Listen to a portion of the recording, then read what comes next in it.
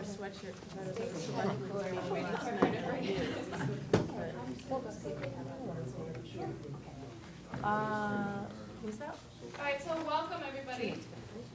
For those of you who it's your first time here, welcome to process meeting number 7 for the wind turbines options analysis process. My name is Carly. I'm also with CBI. I'm filling in for Carrie this week. Carrie's usually the note taker, and she's out of town for work, and I'll be here for the next few weeks. I met some of you back in April before the process started. So, like I just mentioned, Stacy is on her way down, but she's been delayed by the storm, and a few other people have called her and let her know that they're also late. But I think that we can shuffle the agenda around a little bit and get started anyway. So we're going to have Gail give a summary and discussion of the Board of Health testimony. And Karen, if you would be willing to sort of explain to the group a little bit about that first, and then we'll just go ahead and get that underway. For everybody at the table, there is a printed out summary of the Board of Health testimony in your packet there. It's the last thing in the packet. All right, Karen, I'll turn it over to you.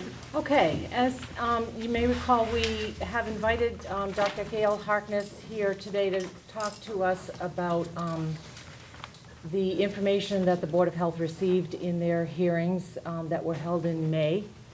And they received not only oral testimony but written testimony and have compiled that information. And we thought it would be helpful to organize some of it for us and help us at least get a start in categorizing some of the health impacts that people have expressed. I was not prepared to introduce Gail today, but I know that she has a very extensive background in epidemiology and public health. I know that she has a doctorate in one of those, and I'm not sure which, so I apologize for not being prepared to introduce her. I was expecting Stacy to be able to do that. So,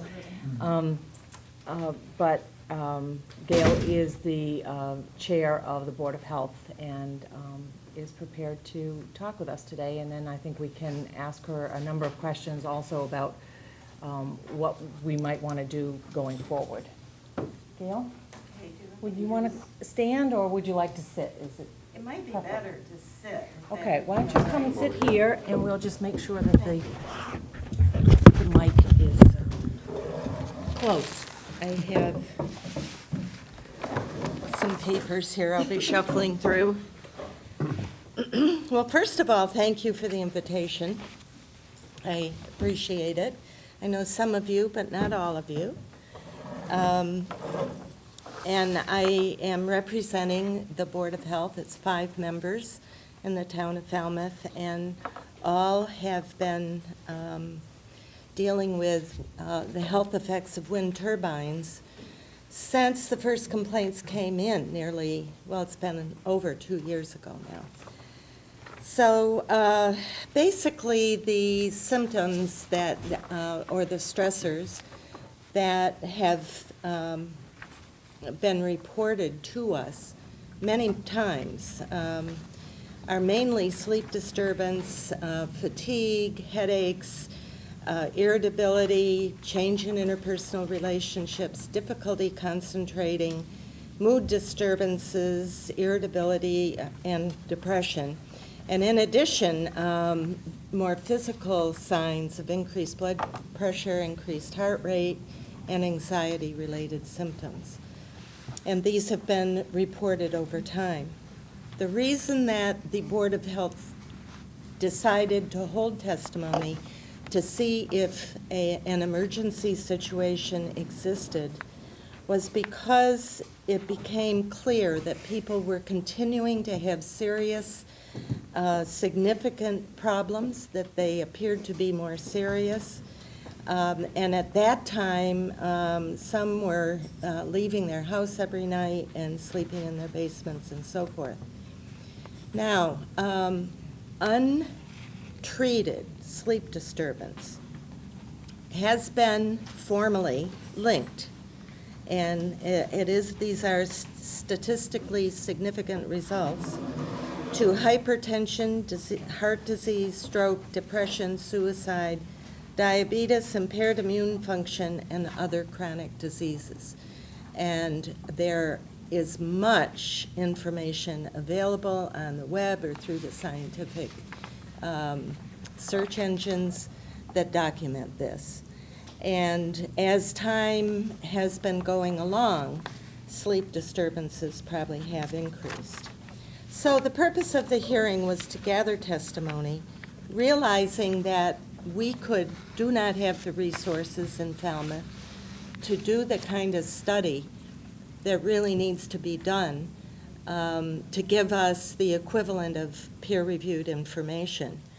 And therefore, we needed to gather testimony and present it to the Department of Public Health and ask for assistance. And that is what was done. The hearing was held on May 24th. It was sent, it was analyzed almost immediately, and I'll go into that in a minute, and then sent to the Department of Public Health. We never received any information or any contact from the Department of Public Health as to whether they received the information and what they were doing with it. Various people would call. I'm not sure who we spoke to, but it was very hard to get by the front desk. So at our meeting last Monday, we decided that we would ask the Department of Public Health if we could have a face-to-face meeting to try to expedite some sort of action on the part of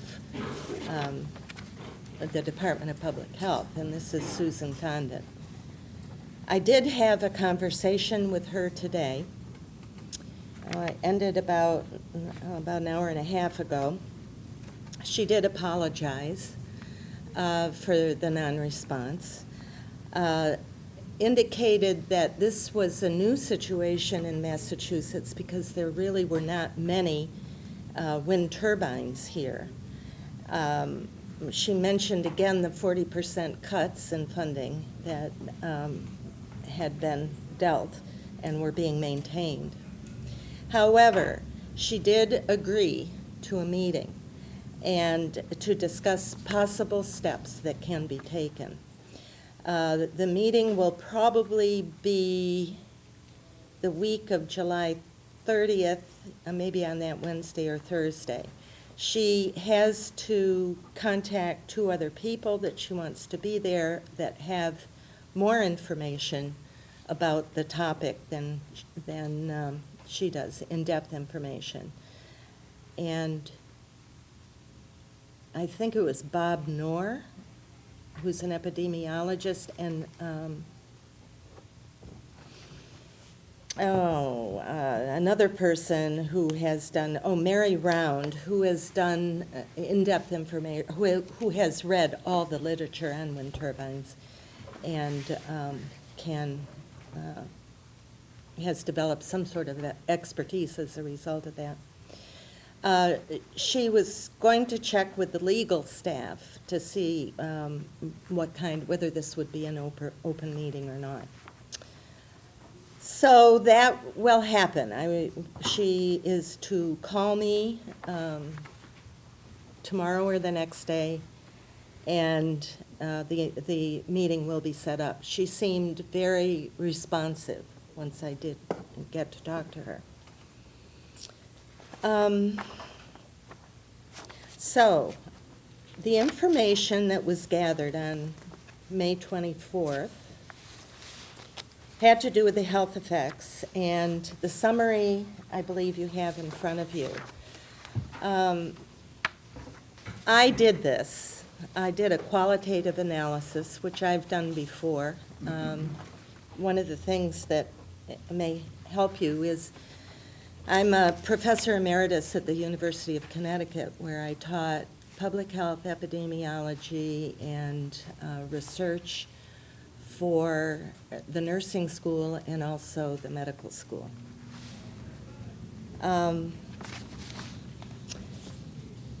So the numbers and type, Table 1, you probably want to look at the number and type of testimony submitted. This is just the raw numbers of what was submitted. Total numbers submitted were 58. One did not meet the criteria for the hearing. In other words, it was just a statement in favor of wind turbine energy, and the person was not in a butter, and I'm not sure even lived in Falmouth. I don't remember that. So the total number of valid testimonies were 57. It represented 63 people.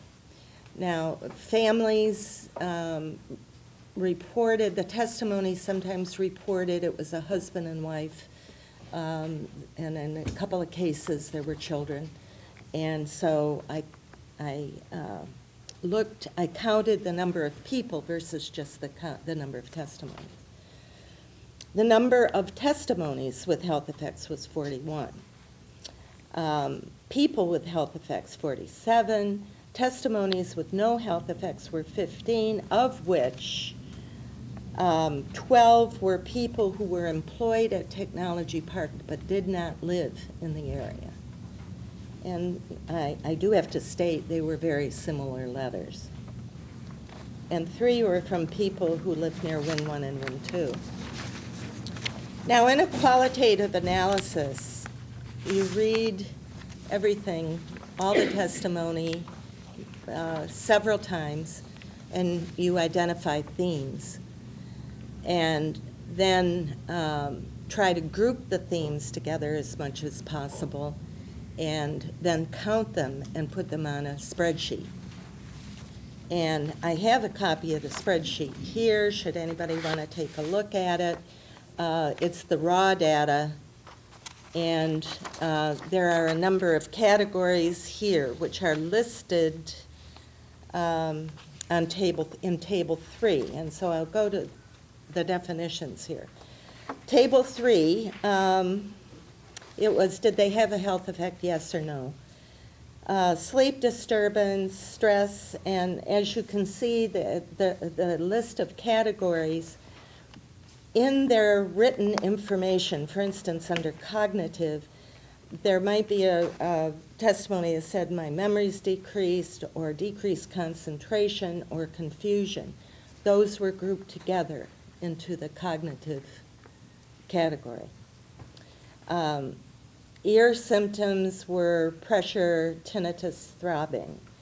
And then in the final analysis, fatigue and tiredness, I did combine a couple of the complaints of that with the sleep category. Sleep was disturbance, deprivation, waking up at night, and so forth.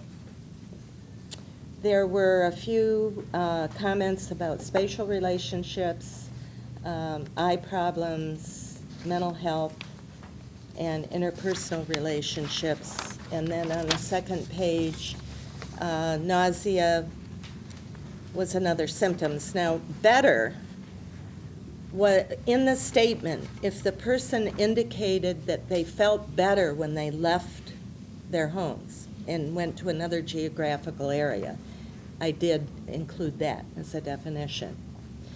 Interview meant that the person was reluctant to discuss health problems when giving testimony, but requested an interview, confidential interview with the Mass Department of Public Health. And then other issues that didn't necessarily lead to a health effect, but certainly increased stress.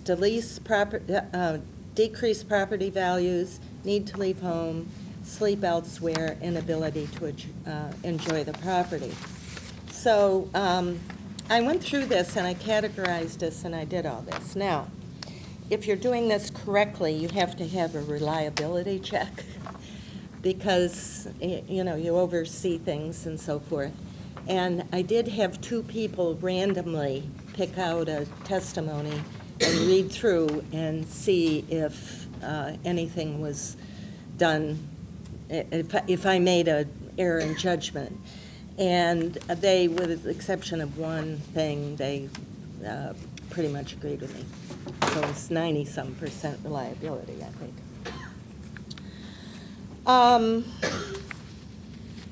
Okay, now, to the health effects, which are Table 2. By far, the greatest difficulty was sleep deprivation, 85.1%, followed by stress, cognitive difficulty, hearing problems, and mental health problems. Those were the most common. Not necessarily in that order. Some of these, as I mentioned before, can be related to chronic sleep deprivation. So whether it was or not, I don't know. Now, what is the difficulty with this information? The difficulty is that, first of all, the only people that were asked to give testimony were people who were suffering from the health, what they felt were health effects. What about the people that did not respond? And what we would like is the state to do a study which would include a formal interview of perhaps all of the neighboring households. If that can't be done, then perhaps a random sample of those households. But there aren't that many. I mean, there are a lot, but not an unreal amount. And that was one of the questions, I believe, that you asked me to address. What would we get to know about that? Or what information would that give us? The information that would give us is this. There is a level of disturbance and health problems that are normal in a community. They're normal in any community. Things will happen over a period of time. We don't know what that is. What is the endemic level, for instance, of high blood pressure or anxiety or mood disorders, this kind of thing? We don't know that. And what would help us with a study would be to determine whether these health impacts are statistically significant. And that we don't know. We don't know if it, by statistically significant, I mean, is it above what we would normally call, what normally is within the community itself. And if it is above, then that represents a health effect. Are communities likely to be very different, to vary considerably in some of these things? For example, if the state had data about the whole state, could we say that that should be similar to Falmouth, or are we not? Is that It might not be, and reasonable to say? I'm not sure what information exists on the town of Falmouth. I haven't gotten into that, but the detail would not be there. Mhm. And probably not sleep disturbance, Mhm. which is the major complaint. So we sent a letter to the state asking them to initiate a study, to meet with us, and help us determine what is happening here. I think we will have that meeting within the next week or so. Just what can be done, I don't know. And we'll just have to wait until then. But I do want to bring up something that you should all be interested in. And this happened this week. This information was, released this week. and that is Health Canada has announced that they will be doing a study on health impacts and exposure to wind turbine noise. And on the web, they have published the research design and noise exposure assessment. And what they have done is found some biological markers that would indicate whether these people indeed have been under stress. And that marker is cortisol. And what they're going to do in this study is take a piece of hair and analyze it for cortisol levels for the last 3 months. So that's an example. And then there are other criteria here too. However, this study, they don't plan on publishing the results until 2014. And so it'll take at least a year for them to do this study. Right now, they're in the preliminary process of setting the study up. Probably be carried out. Now, it's quite solid. It will be a peer-reviewed study. I'm sure it'll meet the criteria for that. However, it doesn't help us a whole lot other than give some information to the state if, as far as some of the variables that are concerned in this study and whether they want to look at some of these things. It would be a reduced budget. I offered to help. I don't know whether that would be a bias, but anyway. I have a map. I think if you attended the testimony, you should have had the copy of the map that indicates, do you have that? We have seen You that. have, okay, you've seen this. It indicates where the buildings are and also where the areas where complaints have occurred. So that basically is where we are. Does anybody have any questions? Yeah. When the meeting occurs, will it be here or there? I think there, because she has several other people that she wants to incorporate into that discussion. And what would determine whether or not it were an open meeting? or a closed That I meeting? don't know. She's looking into that. I don't know. Yes. Did she agree to the whole Board of Health, all 5 of you? Yes. Okay. Yes, all 5 of us would go. She was very pleased that we would make the trip up there. And we made that decision Monday night. I've got Yeah, a question. sure. You know, I was at the hearing. Yeah. One of the questions I had, just in regards to the numbers that you collected, was I know of at least a couple of the people that testified orally at the hearing and did not submit written testimony. And I just wondered, were those comments incorporated into this, or were they not part of? They were not. I brought that up at a meeting, but I have the people here. There were 4 people who did state that they had health effects, but they did not submit information. And in order to expedite it and get it off to the state, we did not include these. One question. Mhm.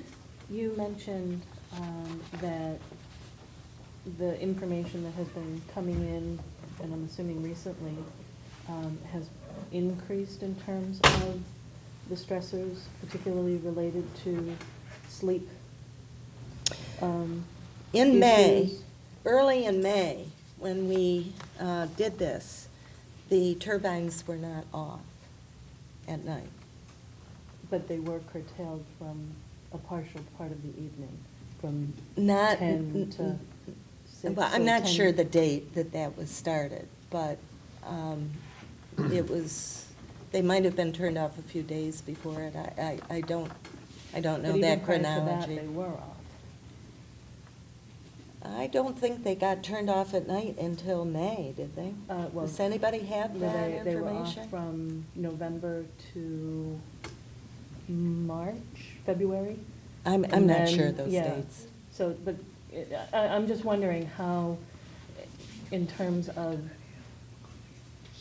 the numbers coming in based on operation and the sleep, in particular, the sleep disruption, how that correlates with the actual reduced operation, because it has been a reduced operation of the turbines during at least the last, 6 months, with some curtailment. They have not been operational for 24 hours a day. Yeah, they were off. At least in the last 6, 7 They, months. they were off, I think, in the deep hours of the night, not 7 to 7, but more like 12 Jerry behind you to... has the Yeah. answer. Yes, Jerry. I don't have the answer, but I will look it up, because I don't know the exact date. Yeah, I don't It either. could be late May when the selectmen changed over. If you remember, To Jerry 7 to 7. Patamas, Town of Falmouth, if you remember, there were two sets of criteria. One, I think, when one was off and when two was allowed to operate. And then we, at the selectmen's suggestion or requirement, we went to a 7 to 7 mode. So I'll try to go back and see, and we pretty much followed up with what the selectmen wanted. And if we need be, we could try to look up the operational. The other thing is you can go to Power Dash, and Power Dash, pretty accurate as what time it shuts down and what time it turns off. So it's publicly available. I'll try to get something to zero in. We're trying to see if we can get on the net now. There is one other thing I'd like to say. What we are working on now is a analysis of the log of complaints that have come in over the year and a half or so. And we're trying to correlate that with atmospheric conditions, wind velocity, and so forth. That is going to take longer to do, and we did not want to wait to send our information to the DPH. We want to do it, so therefore we're working on it now, and that information will be sent at a later date. Can I just Sure. backtrack, because I'd like to get, from someone in your background Mhm. of the issues at hand, and with the limited operation, whether it's been one turbine for whatever periods, 2 turbines for a minimal period, on, off, over say, the last 6, 7 months, how would that reduction in operation lead to an increased response of sleep issues? Because there's an indication that when people are away from the turbines, they're better. So if they're off, wouldn't that lead it to be better? So, But they're based still on your- part of the day. But they're not, but the people here are Most are not pretty much sleeping. indicating that they're sleeping at night. But just based on your experience in terms of studying these types of things, the dose-response relationship of, here's the effector and, here's the response from that. If you're lessening this, you should lessen this, but it doesn't sound like that's what's happening Well, here. Why? that sounds like a study, a specific study looking at those variables. And Which at they this didn't. point, we gathered information about health effects, period. We did not look at wind, atmospheric conditions. We did not look at operation of the wind turbines. We only looked at health effects in this group of So people. it's really just a basis of personal It is experience. perceived. There's no other Pers- attribute or influence being stated to what these lists are related to. This is the information that was gathered from the testimony on people who felt they had adverse effects. No other variables regarding wind or noise or anything were addressed. That is the kind of thing that if you go to, for instance, Health Canada, they have addressed those kinds of things and the kinds of variables and how they would be tested.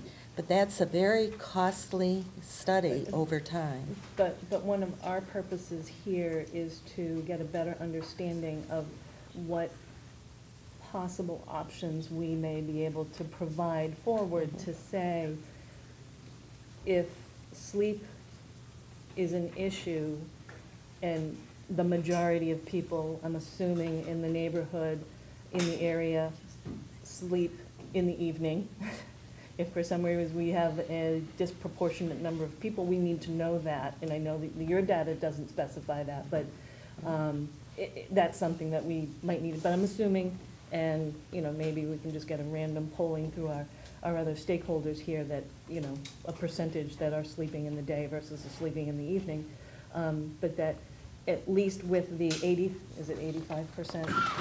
Yes. 85% of sleep deprivation has an opportunity to have an alleviation of that based on a mitigation factor.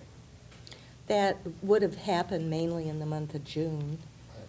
And there's, that data, to me, it's not available. You'd have to go back and interview the people again to get that I information. think I might be able to add a little bit to that whole conversation. I mean, one thing, you know, I'm one of the neighbors, so, you know, I can tell you, you know, there was an issue with the, you know, the Board of Health set up a website to try to collect information.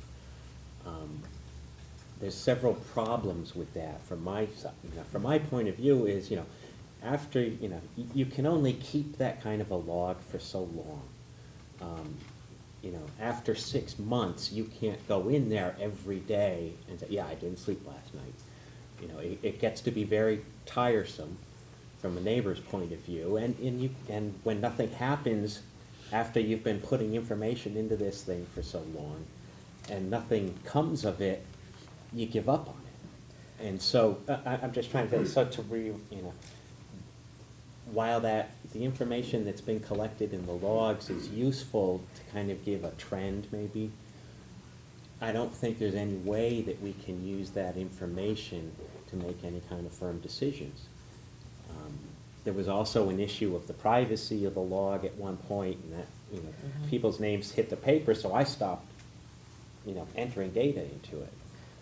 But again, it's not a relevance of who and what. We have themes, and it would, for the benefit of everyone in the town in this process, of if 85% of, even say if we made this, you know, 47, you know, extrapolated that to a locus of the wind turbines, and said 85% of those would require this type of mitigation. And that by doing that mitigation, that sleeplessness or that sleep deprivation should be resolved, or there should be a level of resolution to that sleep deprivation.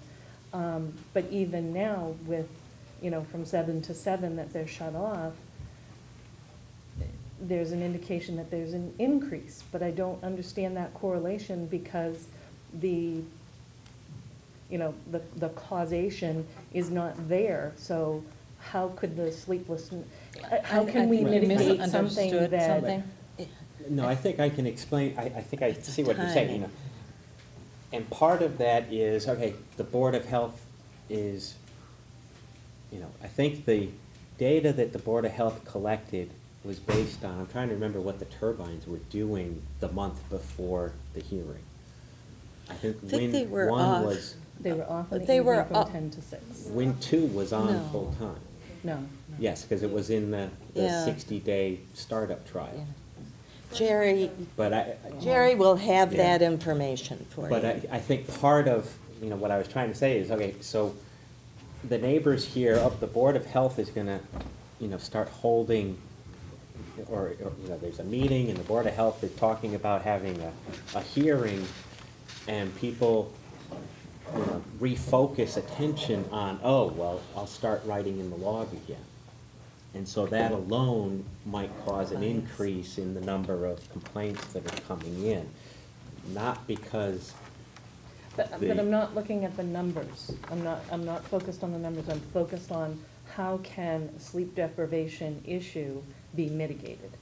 And Right. if it's curtailment, but if curtailment's not a mitigation or not one of a sole mitigation, we need to understand that. But, and not necessarily the whole background information of why. Mhm. But if we're going to do a curtailment in the evenings or for specific hours, there's an economic effect of that curtailment. Okay? But if we're able to do, mitigation at the home that creates a greater, resolution to the sleep deprivation, and we don't need to curtail, which allows for the increased economic, which won't affect any of us, as taxpayers, but there is the resolution for that sleep deprivation, because we are looking at 85% of this extrapolated number of being sleep deprivation. So there is a significant thing that we can at least propose to the Board of Selectmen as an option for, for their operation. We're looking at all of these things, not picking one. We're looking Right. at all of them and sending them forward. So it's an understanding that, if we look at the sleep deprivation, and if we're able to put a mitigation to the sleep deprivation, would that theoretically and realistically also reduce the stress? Because you've stated that sleep deprivation is a causal relation to stress and blood pressure and things like that, Can correct? be, Add yes. something to So- this. There hasn't been a study or a timeline set up to get any of those answers. You'd have to run both of them 24 hours a day for 90 days, and then do another 90 days with it curtailed, and see if there's any difference then. You can't, because they've been on and off, and, it's different seasons, different conditions. All the Board of Health did, as Dr. Harkness said, was collect health effects from people, Testimony. regardless of, Testimony, just, Testimony. Testimony. regardless of any other. So, and I guess, I don't want to delve into this area, directly, but maybe through the Board of Health, of asking the question, because it's not of this body to go there, but, getting an answer with the curtailment of 7 to 7, has there been improvement? Because that has not been released to anybody, and that's important for this group to be able to say, when we do get to the discussion of curtailment, that it's something to consider one way or the other to bring forward to the Board of Selectmen. I think Because what another we're way, doing is another way. independent of the Board yeah. of Health's process and progress. Perhaps another way of asking the question a little bit more directly is that, do you think, given your background and experience, that the more the turbines are curtailed, the more the symptoms will be diminished? Or is that taking too big a step? I think that's very difficult. There are a lot of, this is a very complicated issue, extremely complicated issue. Not only are you dealing with sound, you're dealing with infrasound, which cannot be heard, cannot really be felt, but it can vibrate your whole house. I think there's a lot going on that we have yet been able to document. And much of it has not been studied. The effect of ultrasound, infrasound on people, other than aeronautics, I think. I don't think there's much information about that. And what we have to do, the definition of health, one of the definitions of health is that I didn't bring, well, maybe I do have that, but you have to think about that. Health is a state of complete physical, mental, social well-being, not merely the absence of disease or infirmity, or the extent to which an individual or a group is able, on one hand, to realize aspirations and to satisfy needs, and on the other, to change or cope with the environment. And that's World Health Organization definitions. So it goes well beyond having a symptom like high blood pressure or heart disease. It has to do also with quality of life. And yes, you can mitigate sound, you can put barriers around the house, but who stays in their house all day? You've got property that may have a detrimental effect when you walk outside of that house. I mean, there are many, many variables, and the most difficult part is it varies with every individual. Yes. And the definition of health varies with every individual. Could I ask, there was a second part to the letter that you sent to the state, which was to ask for their advice for the urgent emergency situation and whether or not the state would declare an emergency and cause the turbines to be shut down. Does our local Board of Health have that power? Yes. Okay. And so you were seeking guidance from the state? Yes. And that will be discussed at this meeting that you have coming up at the end of the month? Yes. Okay, thank you. Although I have to say that if the turbines had not been turned off at night, the results might have been a bit different.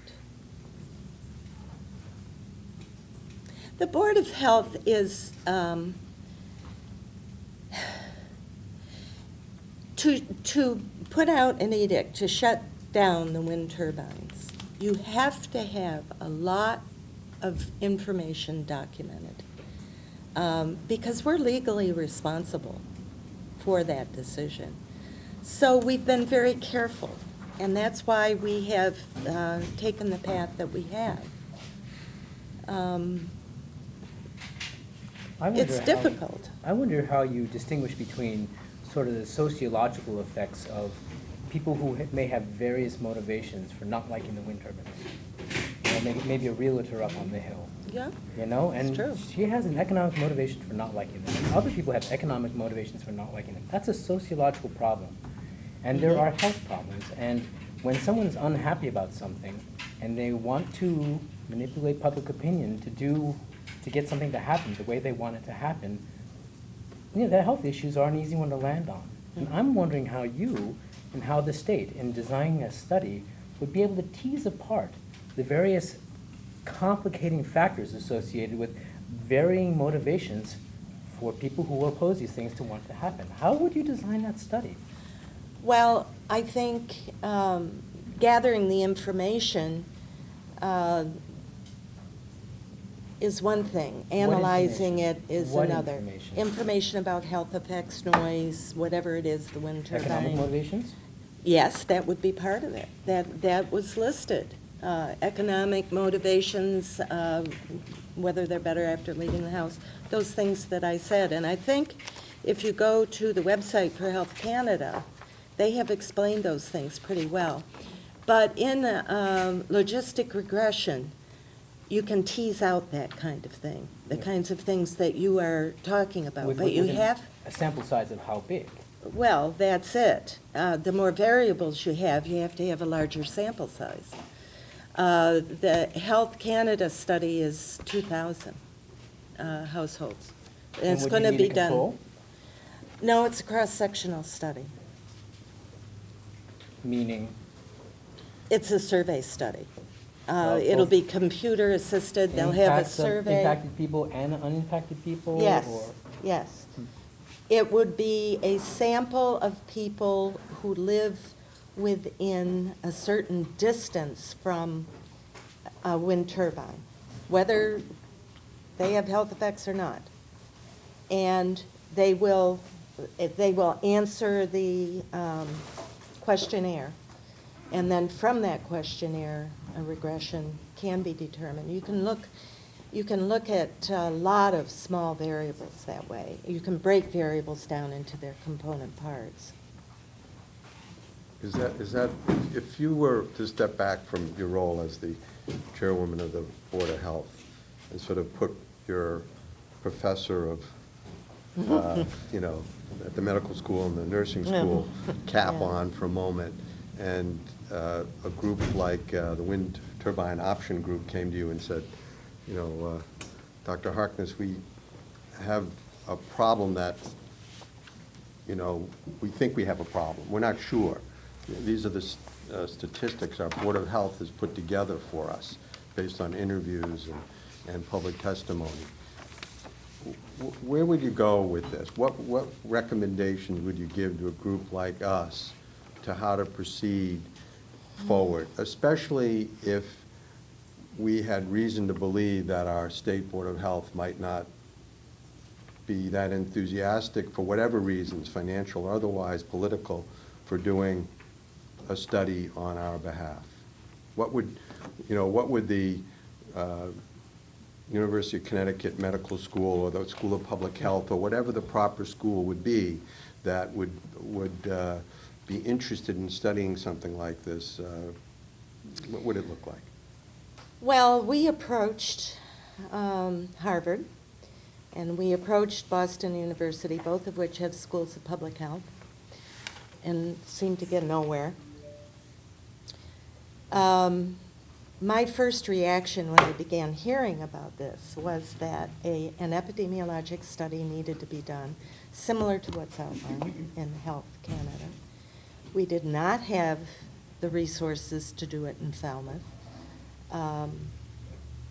So that's where it's sat. And this testimony was not the first time that we approached the Department of Public Health. We've sent multiple letters over time, none of which really got an answer, although I do have to say they did convene a expert panel to review the literature and give an opinion, and that was done in the fall. So our request did end in that. But that didn't help us with our problem in Falmouth. Dr. Harkness? Yes. We've been very slow as a community to start quantifying the subjective evidence, such as the health effects. I was just looking at the 2 annual reports that we've had on the operation of the town turbines, and neither of them mentions anything about complaints or sociological evidence. And when did the Board of Health first register that there was an issue? Well, I don't know if I could give you a date, but it was shortly after the wind turbines were put in operation. So the first 2010. complaints came to us. Okay. I think those were handled in a different way than including it in the operations reports, because that was more about how many kilowatts are being produced. And I think that We didn't gather any data until we established the complaint log, which was a few months after that, I believe. But I believe the town manager's office has cataloged all of those complaints. They have multiple books. volumes. Volumes cataloged. And there were 2 all that stuff. websites. There was the town website, and then more recently a Google site, Like the Gmail account. Gmail account, Versus the Board of Health website. versus town. So I have a question about going forward. It seems like, I think there are 100 and, maybe it was called 200 homes, 167, 200 homes in that area. And it sounds like what you're suggesting is the Board of Health would like to have a household survey that does the blind survey of everyone.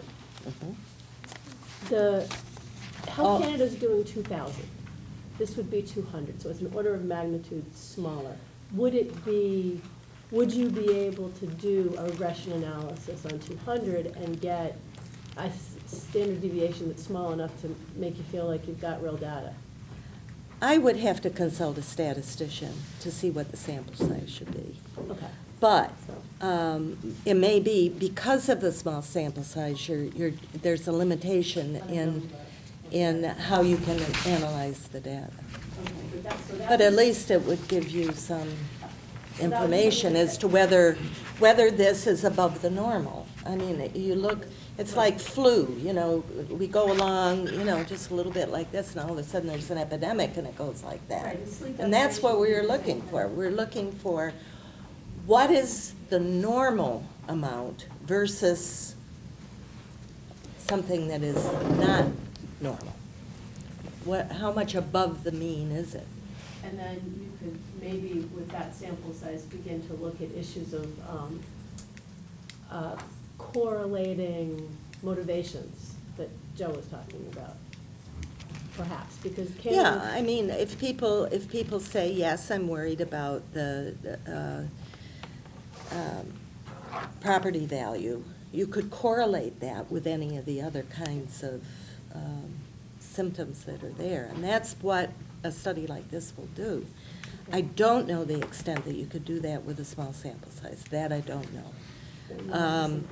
And a statistician would have to do it. But you're talking about developing a survey, which that in itself is a time-consuming process. And, you know, do you want it just health effects? Do you want to talk about some of the other variables like wind speed and time of operation and all that kind of thing? And once you get into all of these, then it gets really complicated. And we would need help from the state to do this. Right, and one of the things this board has actually been told is that when we feel like there is research that that we need a report so that we can make a decision, and it's a report that is informing our options, that we have I mean, I'm speaking, my understanding is we're going to try to get that report to happen. We're going to commission that report and have it done. And so I think part of why we want to do here is to figure out what kind of report is going to give us operable information. Well, I think you're going to need to make a decision before all the information is available. I was just going to say, maybe a way to rephrase that is, do you think it's possible to do some kind of survey that would generate realistic data in the next 2 or 3 months? You know, could something be done that quickly that would, you know, give us a report that says, yes, there's a problem, no, there isn't? If we had the manpower, maybe. Maybe.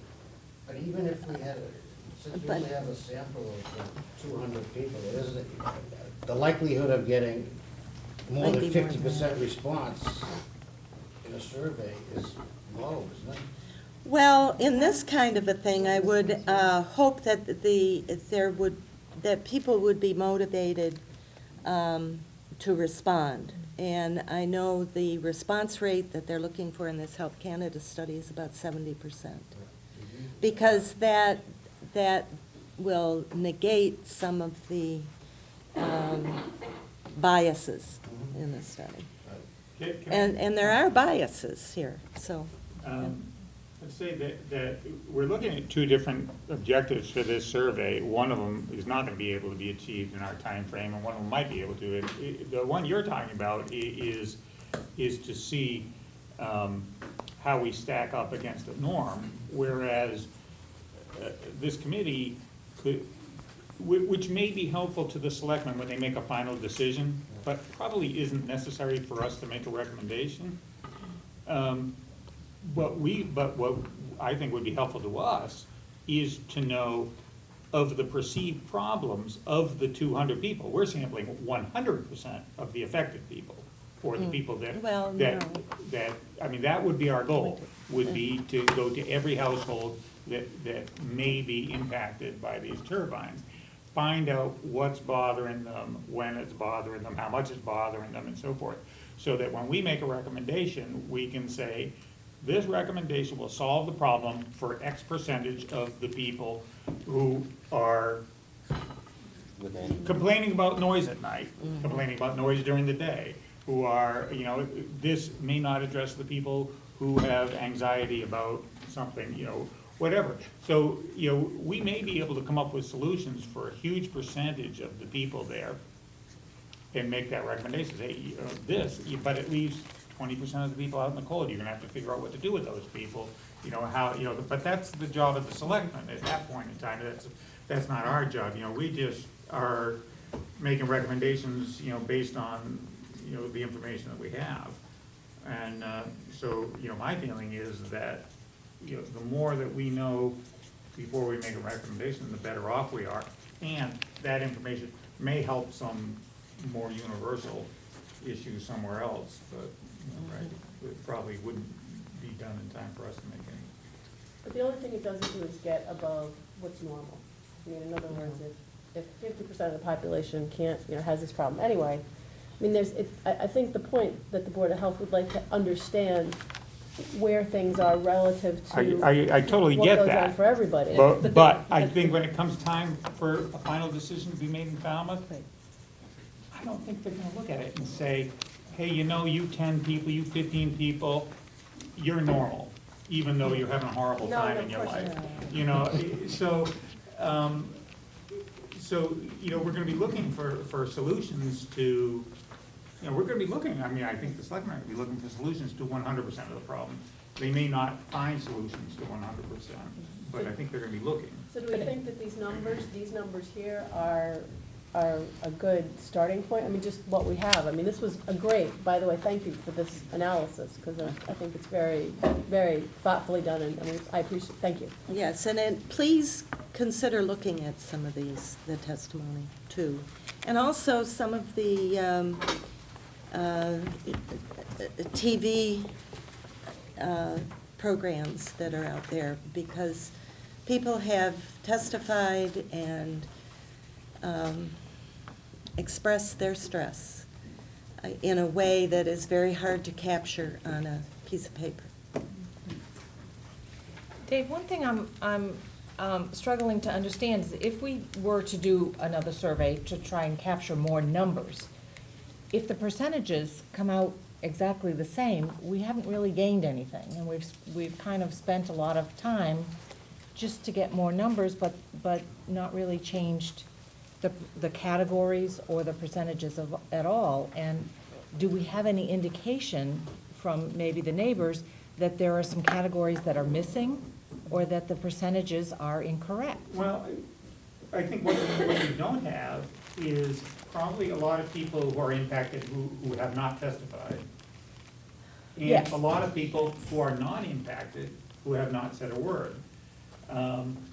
Yes, but are the You know, I think- categories correct, is what I'm I think a wondering. properly designed survey Are would they- help someone further down the line fine tune that information to, well, are the people not affected because they just don't care, they hear the same things, it doesn't bother them, or they feel the same things, doesn't bother them, or do they not feel them at all because of the location of their house, or whatever it is? I think that goes beyond what we're gonna be able to look at, but at the very least, we'd get better numbers I think we'd get better numbers for the people who are impacted. Hello, everyone. I'm going to jump in for 1 second.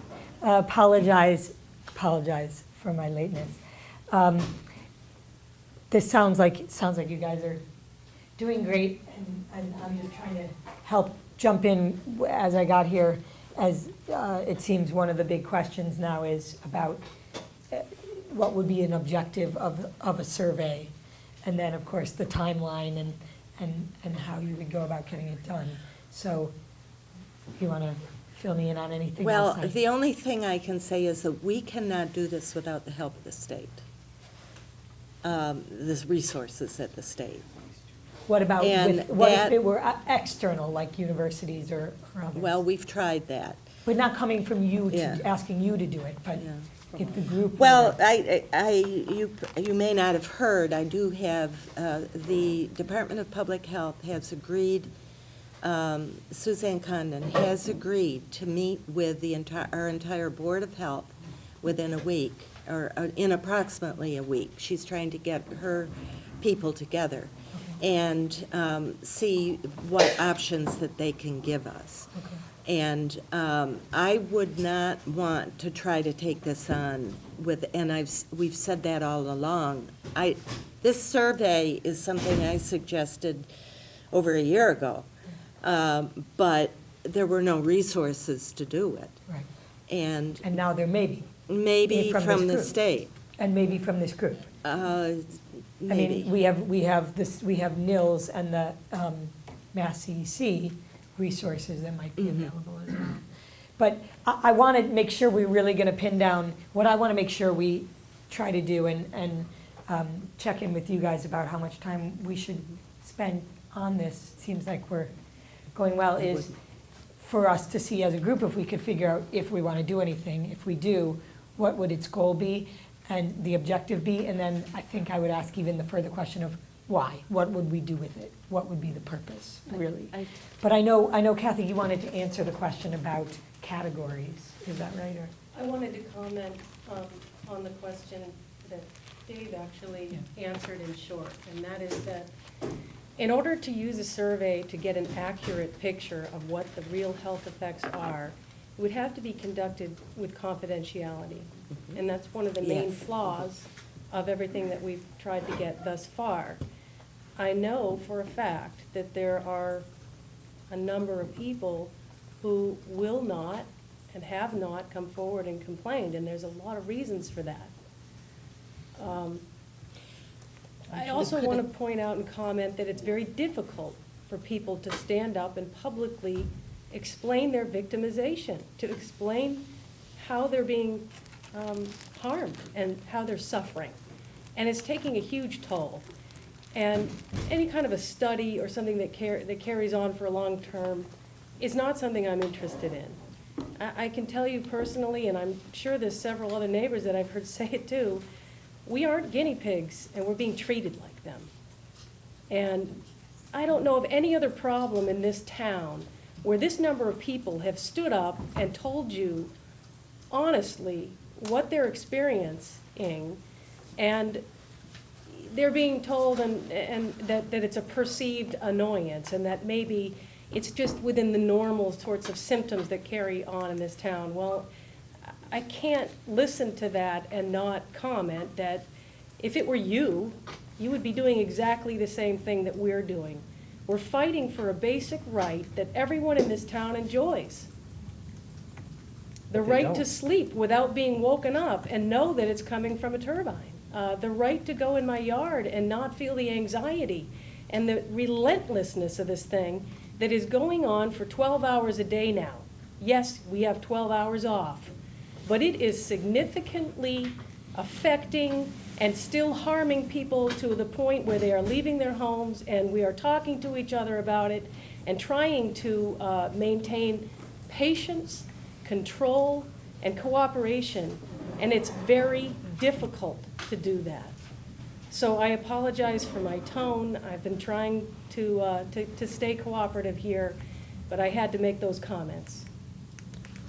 Thank you, Kathy. I was sitting here thinking the same thing. I'm boiling. Yeah, it's very difficult for you to speak about what we're experiencing like an academic exercise, because we're living with this situation. It's a significant problem for us, and we're here asking for help to solve it. It's not like a water tower. People get used to it and move on. I'm not concerned so much with my property values, except for the fact that I cannot go and find a place to live that would be commensurate with what I have now. We've poured our heart and soul into what we have, and to go buy that somewhere else is virtually impossible. But that's what we're faced with. And I don't think you can appreciate what that means, to know that if those things are going to operate, even at 12 hours on and 12 hours off, is going to make some of us have to abandon our homes. And that's enough. That's what I felt needed to be commented. Can I ask? I'm going to let Kathy. Okay. When we come back to survey objective, and we talked about this last week, and Dave touched on it, it's how are we to look at the data that we have and be able to look at the potential mitigating options that will resolve a percentage of the people within the locus that we select or that is identified, without beginning to conduct. It's an additional qualitative survey. We're looking for basic categorizations to be able to address in a mitigating fashion. What we will be doing, hopefully, in this through, just through the process that we're allowed to be going through, is provide a basis that the Board of Health can then go with the state and extrapolate on and be able to put statistical and quantitative analysis to that. We don't have that time. That's not what we're looking at that issue, should it be continued and studied and analyzed, is for through the Board of Health up to the DPH and how they determine to be able to do that. But for us to be able to sit here and look at all of the options that are before us and put potential recommendations up to the Board of Selectmen on the different things to give them choices. We need to know. And if someone does not want to participate, and if someone does not want to include themselves in any capacity, then that goes on to the list as no information, and that gets forwarded to the Board of Selectmen, and the Board of Selectmen have an option or a list of recommendations to be able to handle that. Maybe they deal with it on a case-by-case basis, or they look at those and, what are the mitigating options? Is it buyout? Is it taken by eminent domain? Is it, what are they? And those are what we need to identify. So can I just ask a question about that to the group? Because if the question is, we need a better understanding of which of these options will work for which of the neighbors, is that? No. We have some qualitative information right here. We can add to that if we so choose by the log. This is not log data, this is only written testimony from the 24th of May, recent. Then there's the log. If that's so incorporated, then it might provide additional categories or information. But it's saying that, and we do know who they are. We can attribute not to the people, but to the locations. And saying that if we have a sleep deprivation, okay, at numbers 1, 2, 3, and 4 Main Street, Right. and we know that's not it, but hypothetically, or, categorically, then these are the different mitigating options based on, and that sleep deprivation is due to sound, and that's what it indicates the breakdown is related to. But if it's sound, then these are the different mitigating options that can be applied for sound issues within the home that cause this, or that are attributing to sleep deprivation. Right. And if that is sound insulation, and if that is, triple pane windows, if that is, whole house HVAC that provides, an additional, household conditioning that would alleviate what that particular issue is. And then, if it's sound outside in the yard, we have to discuss what those are. What are the things that can be done that would help provide a mitigation to the sound? We're not actually indicating that we may resolve 100% of those sound or other types of issues, but if we do X and it leads to a 70% reduction, that may create a satisfied situation for a percentage of the 85% that are related to the sound issues. So I just want to jump in on that for 1 second, because it seems like if that's the goal, then the categories we need aren't necessarily the categories that are on this sheet. And maybe you guys discussed this, but it sounds like, so sleep deprivation, that one's pretty clear, right? Outdoor, difficulty being outdoor, that's something you could easily say, and that I could see how that would make a difference for this group. But anxiety versus dizziness versus vertigo versus, like some of that kind of stuff, I guess I'm curious, do people think that level of symptom is helpful for this group in its work for analyzing what the options would be and whether At the they're beginning of Dr. Harkness's speech, she said a lot of the other categories could come from sleep deprivation. But as far as getting into everybody's anxieties, I don't think that's. it would seem to be pretty easy right now to tell the difference between sleep deprivation and anything else, because they're off at night. So if it's sleep deprivation alone, you would think it wouldn't, is that not the case? Is sleep deprivation still occurring even though they're off? That was There- talked about. There are lots of reasons that things that happen to you during the day can affect your sleep at night. Exactly. These things are all interrelated, Yes. and they have to do with your general quality of life and sense of well-being. So there are tremendous stresses, and just shutting them off at night may not be long enough for you to, get yourself back together. If you've been really stressed out by this situation all day long, it's like you're living from oasis to oasis. I mean, we see that where, Mr. Patamus gets 3-4 phone calls when that machine doesn't turn off at 7 o'clock, because we're all watching that thing. We're very tuned in, and it's important to us to know and that it is actually turned off, because it's a respite. Okay, I just want to let Judy. Well, when Kathy was going on for a bit, our expert was shaking her head no. And so I would be curious what was going through your mind. Okay. Well, first of all, I would not spend too much more time talking about a survey until we see what the options the state is giving us. Any survey that's done needs the expertise from the state.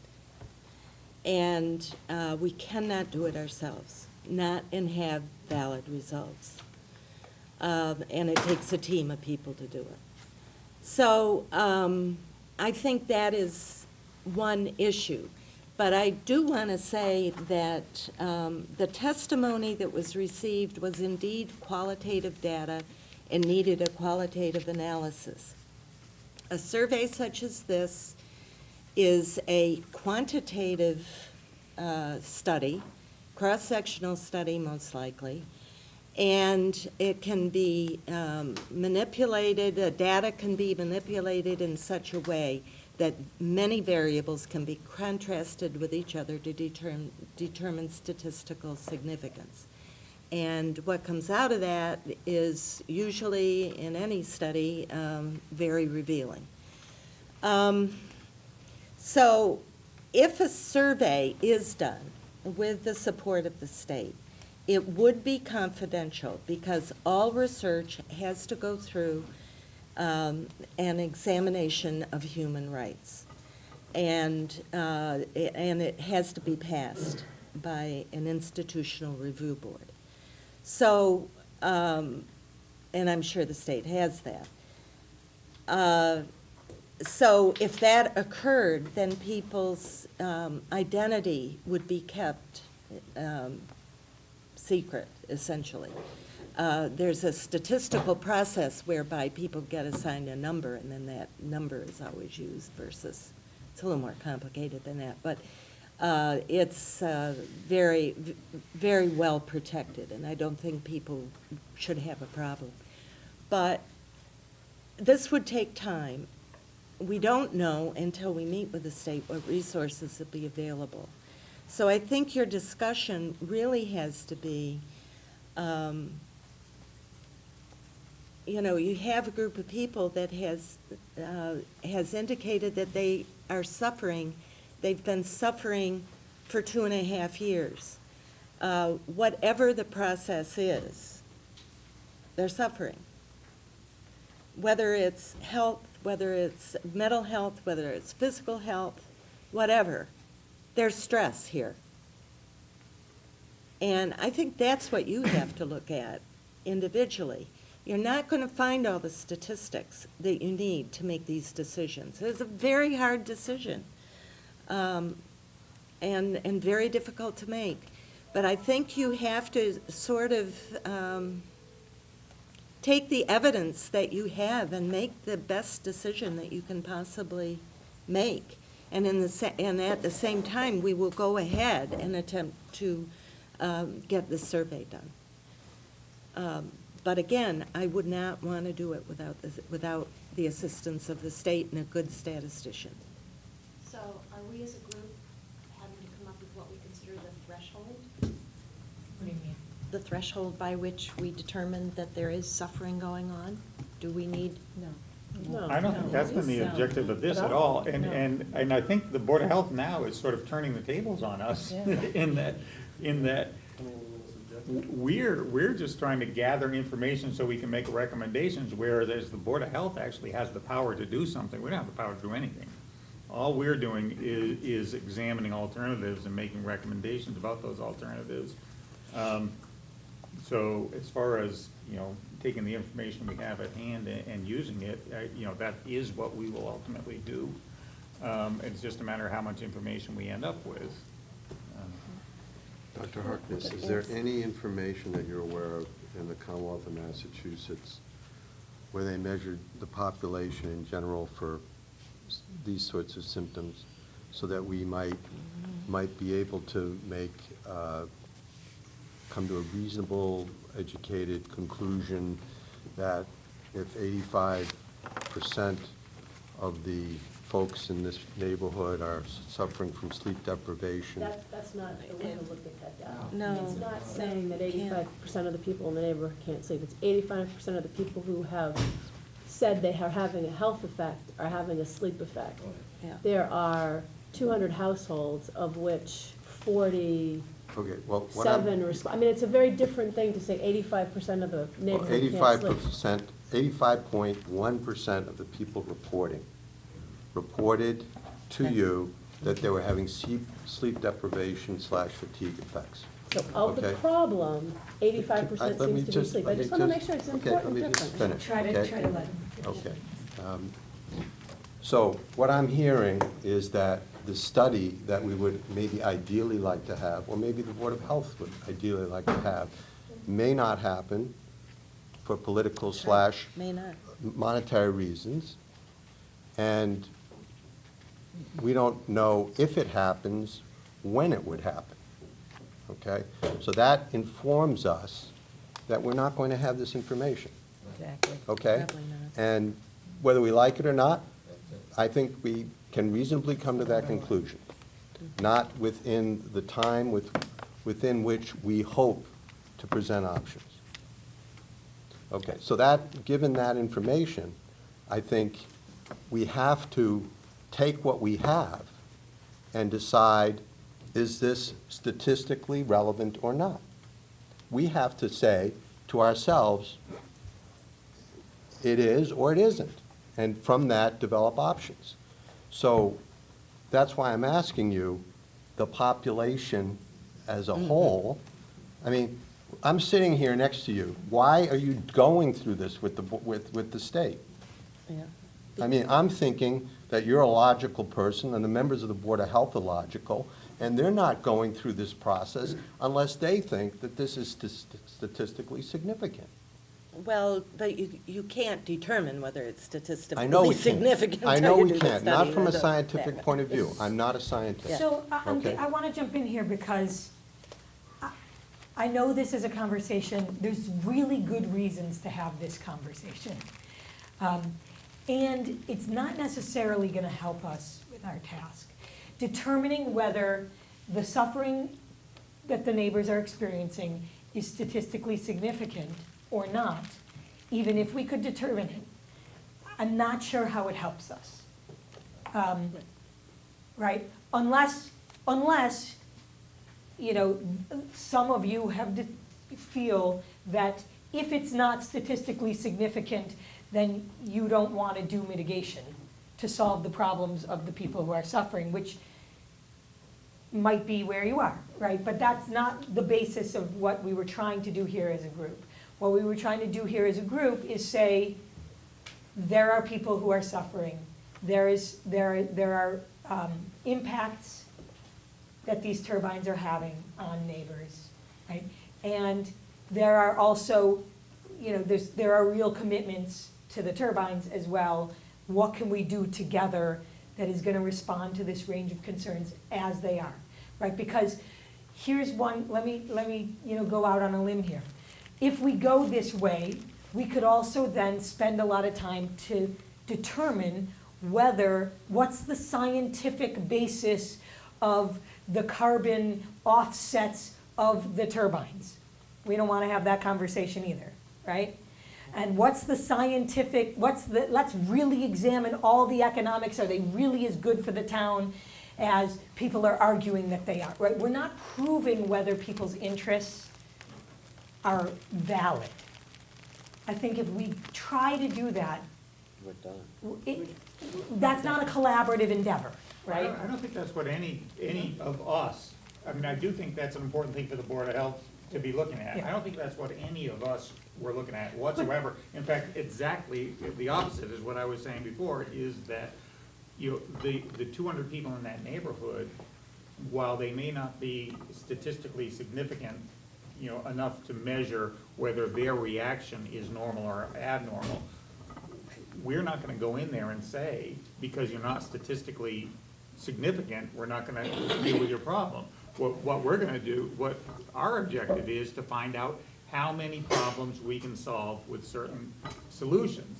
Not whether the problem is significant or whatever, but if somebody has a problem with the noise during the day, then we know that turning it off at night is not gonna help those people. So we can say, you know, if we turn these off for 12 hours at night, we're only gonna solve a small number of these problems, so don't even look at that. Look at some other, or we're gonna suggest that that's not a reasonable solution, whatever it is. But that's the only reason I see for us to quantify these different types of symptoms, is in order to make a reasonable recommendation. So again, this is the two different things but they keep Right. getting mixed up, because that's And they what you're do, because- saying. because the But health other department people has a are different asking questions about agenda. statistical significance. So I just want to make sure we're all talking about the same study, right? The statistical significance study may have value, may be done by the state. You know, I could see it you know, reasons why people want to do it, not necessarily going to help this group, right? That's what I was trying to say. Maybe I think it would be good if we don't go much further, if I can get buy-in from people, that we don't go much further down the path of even investigating how we might establish whether these numbers are statistically significant or not. Because for our purposes, it's not helpful, right? Now, if we want to get back into the question of, what we really want to understand is which weather mitigating options that we are proposing and examining are helpful toward people's problems, right? That's a whole different question, and we could talk more about that, right? But I just want to make sure we're not, I don't want us to keep jumping back and forth, and some people are talking about one and some people are talking about the other. I just have a suggestion for anyone on this committee that did not attend the Board of Health hearing. If you watch that Board of Health hearing, you will understand that these things are real, and the people that stood up in front of the Board of Health have significant health issues. You need to watch it, because I think Gail said you can't get the feeling from what she put on a piece of paper. I mean, it was powerful. It was. I want to address the second issue, that one, yeah. Because Before you do that, I just want to can I just see if we have buy-in that we're not doing this? We're not Yes. interested in this? Okay. You have buy-in. With one just very simple caveat, and I think you said it really well, and I want to repeat it because I think it was really important, that we're not going to have we're not going to question the statistical significance of the real issues that people are experiencing. We're also not going to question the real problem with fossil fuel-based energy. And we're not going to go down that same path for, are wind turbines good for the environment? We're not going to have that conversation either. And we're not going to have the conversation of it is very expensive to do certain options and the turbines aren't producing economically the way the pro forma said they were. So if we're willing to put those three things off, as we're not going to do that analysis to get to the data points on whether the wind turbines are making us $150,000 or $250,000 a year, we're going to leave it and respect the fact that they are profitable from the pro forma, and that's why we put them where we put them. And we respect the fact that we do have a carbon offset that's real and significant, and that's why we put them up in the first place. I think it's perfectly fair to say we're not going to figure out if the health effects that are being experienced are statistically significant relative to a general population, because I think they're the same thing for the different stakeholders. One comment, though, that The fact is, there are noise exceedances with outdated and very conservative state regulations, and that fact limits the financial potential and many other issues related to the turbines. So the pro forma was flawed. Right. So That's I- a fact. I So- don't think that, I wouldn't necessarily be sure about that because we haven't heard from the state experts on, I saw one exceedance, it was 1%, it wasn't all the time. I mean, I haven't heard the analysis of, yes, there are exceedances or no, they're not. There may have been, that is really still on the table to look at, is the noise exceeding the regulations? Right, but the question, I guess, maybe, can I reframe your point, Kathy? Please. Try. So if we put it as, to the extent to which the question of the economic benefits is relevant to solving our mitigate, like, can we solve how to fix this problem, right? If, for example, you know, we're not necessarily also gonna say the number we have to hit with our new, whatever new option we have has to equal exactly what the initial estimate was. That there's some potential that you might never reach that option in current situation because of either noise exceedance or because of political pressure that won't allow you to just operate under existing conditions. I mean, that when we talk about operating, the option of operating according to manufacturer's specifications, we can talk about some of those questions. But not as a question of, you know, do these actually create economic benefits for the town? And what are, you know, we're not gonna try and go into, right? Can we draw the line, can we find a place in there that can allow for the conversation to consider, you know, if they're exceeding or if these other, like, if people decide to sue, if we follow manufacturer specifications, do we put in, you know, lawsuit costs, right?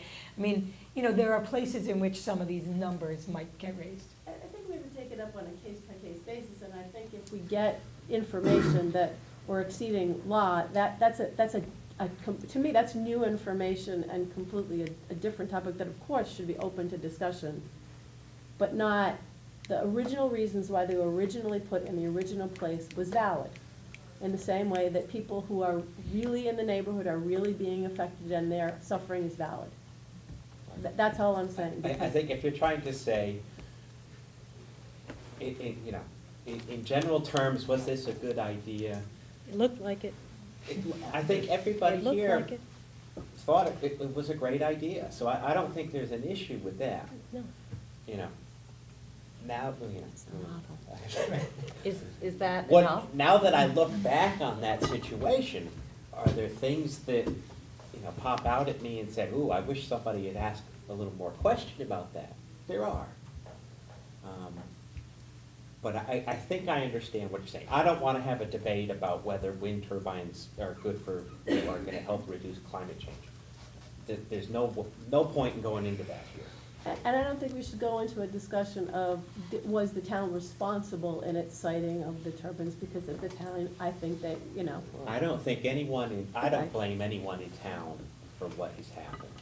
I do have some concerns about some of the people the town paid to help them make those decisions. Well, you know what, I think So, yes. because we haven't gone So, yes. there yet, I think because we haven't gotten into that side of it yet, we may have to come back to this. But I think it's a good point to say, you know, let's see if we can keep in mind as a principle, as a group, and it is one of the ground rules, you know, if we can keep in mind as a principle that we're not questioning people's underlying interests and the validity of those interests, right? And that means the economic benefits, the environmental benefits, and the health impacts, right? Those are all, we're gonna take all of those as real, and we're gonna try and solve the puzzle, taking those as real to the extent we can. As we go through this, if we find we're getting back into this clash, we can re-raise it. So please keep it in the back of your mind, flag it if you feel like we're not honoring that, and we'll see how we do. Does that sound good for now, John? That sounds just fine, but I'm brought back to option number 9, the who can we sue option. And that seems inconsistent with Right. what you've just laid out here. If the town is interested in suing someone because there's this problem that's been generated,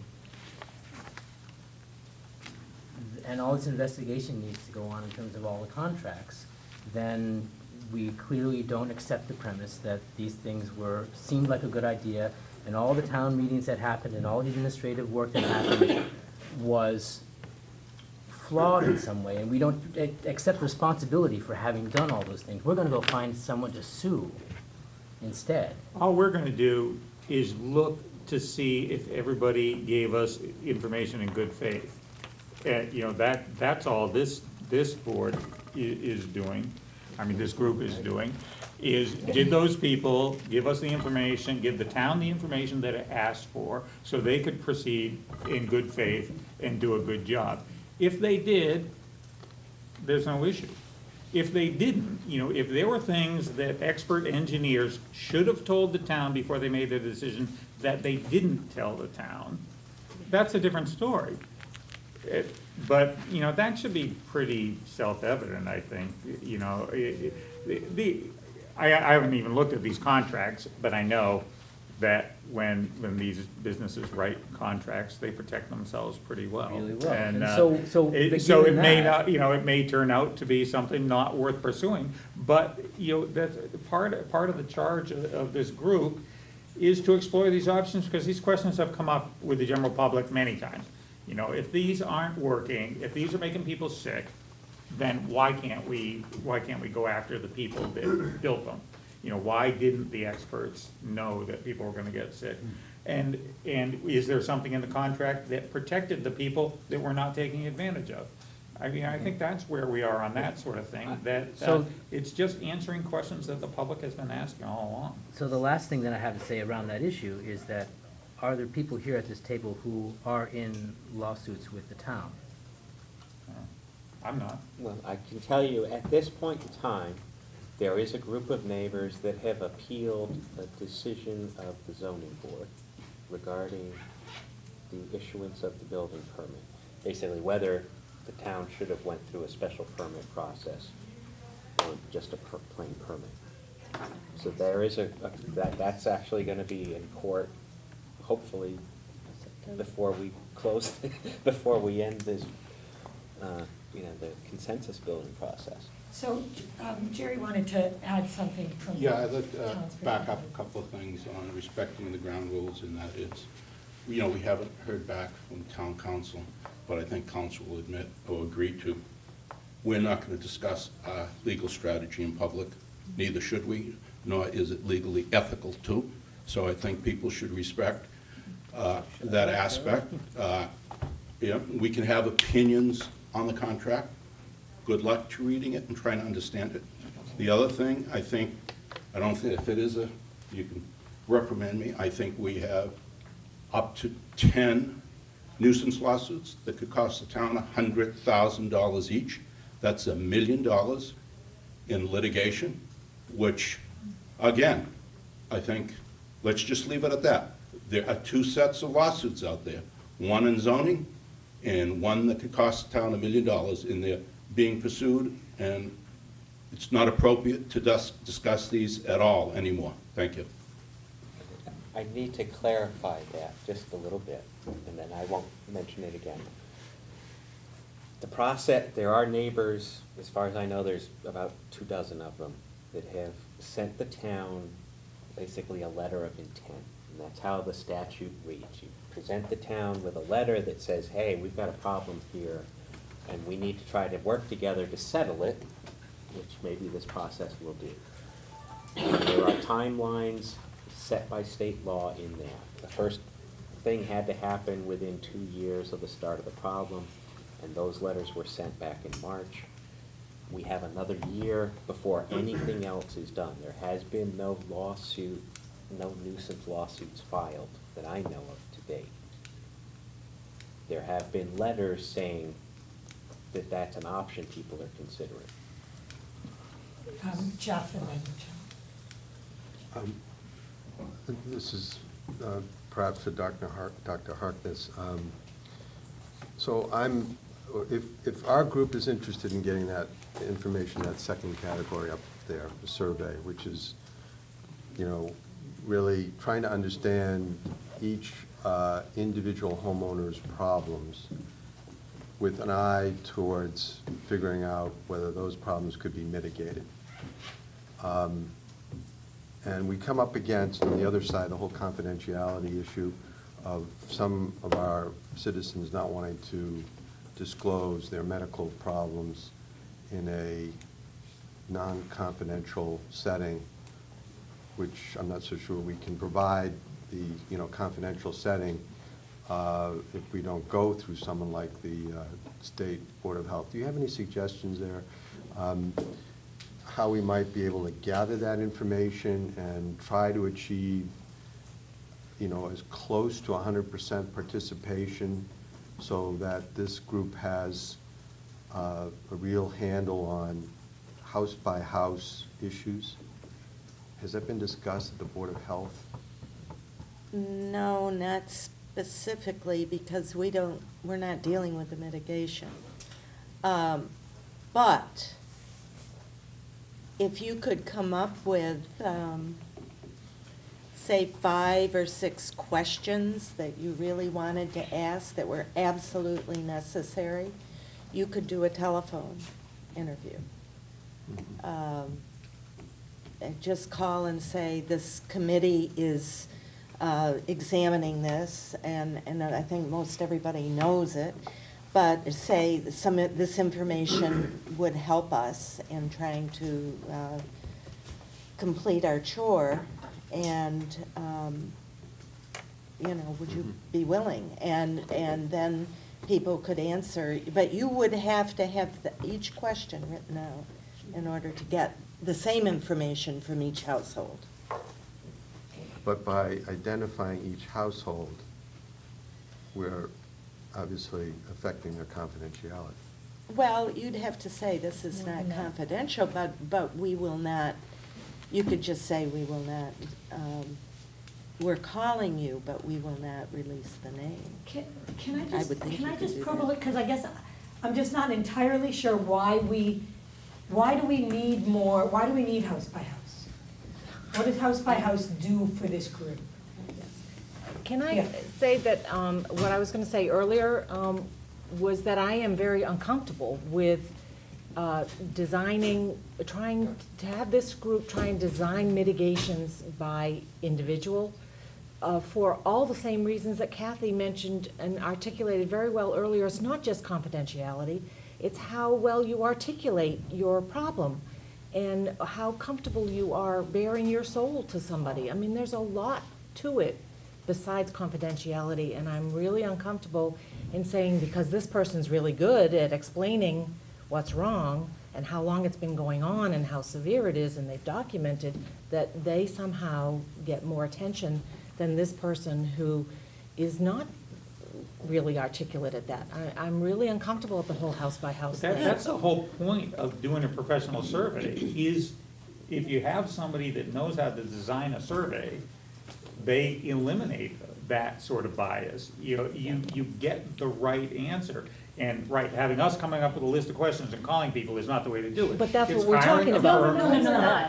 It's hiring a firm that knows how to do surveys to find out what's gone. It's like the Nielsen ratings and So- everything else. But before we go there, I guess I just really want to understand, what do we gain Exactly. from, Kathy, do you mean that the mitigations would be, like, we will offer insulation to the homes that answer yes to these questions, and the homes that don't answer yes to these questions, we won't, but we might offer, some kind of landscaping thing to the houses that answer yes to these, is that the level of, is that why we want house by house? Well, one piece of information that we do not have, even in a subjective manner, is the economic side. Which is, who's concerned about property value? And that is kind of their sole identifier. Okay. So let's just put that, call that something separate, because that confidentiality there may, I mean, well, in terms of, I think with the mitigation factors, once the locus is kind of identified, it's more or less every home is going to have that attribute or that mitigation, if they so choose, because some people may say, I'm great, bye. Others may, but keep it, an even across the board type of, mitigation option. But when you're talking about, a property value, you need to identify what's going on with the property and how can that devaluation be improved, which is very different from a sound application. Yes, doing a home energy audit and putting in the insulation does provide that value, but it may not alleviate that differentiation of the actual property value loss that they're perceiving. so, but now it sounds like what your suggestion is more about, less about the health impacts and now some kind of, developing some kind of understanding about people's property value concerns. Is that? They might be It's stressed with the really- health issues because of they think their houses. Right, but we've already said we're not gonna be able to I know that. prove that, and we're taking it off the table. I keep going back to Yeah. it. But, and as I've indicated, we do have a group of neighbors that have indicated, and I don't know what the number, but there is an indication that that there are neighbors that only feel a devaluation on the property value. Then there's possibly a group of neighbors that have, a sound implication to the inside and or the outside of their home. And then there is, I think, another level that sound implication has now reached into a health impact. That's my perspective of this. I'm not saying that mine is the answer, but that's kind of how I see this, to be able to move forward, not only in providing information to develop a survey, but then also to identify the options of mitigation that we can recommend. Can I make a comment? If you do a survey that's house by house, you're gonna not be able to be confidential because you need to know who's at what house. There are people in businesses that would feel that work somewhere, for example, that would not feel that they could give that information without confidentiality. There's a lot of reasons why you cannot get an accurate assessment of house-by-house problems if you don't have confidentiality. So it will be impossible to give an accurate mitigation plan based on this kind of a survey. Well, If a professional survey, okay, I mean, if you've got a Department of Public Health, or a School of Public Health, and they're doing a survey, it would be a confidential survey. I'm not quite sure why it couldn't be a confidential. But it wouldn't be house, it wouldn't be, But then you which can't apply it houses. house by house. You couldn't say, and these are, the addresses of the ones who, right. Right. I don't think, well, that certainly wasn't what I contemplated, was figuring out who you were gonna help. It was just numbers. There, 10% of the population has a problem during the day. 15% is what I've been saying for the last couple of weeks. Yeah, right. Is that, if you can quantify how many people have what problem, then you can recommend solutions.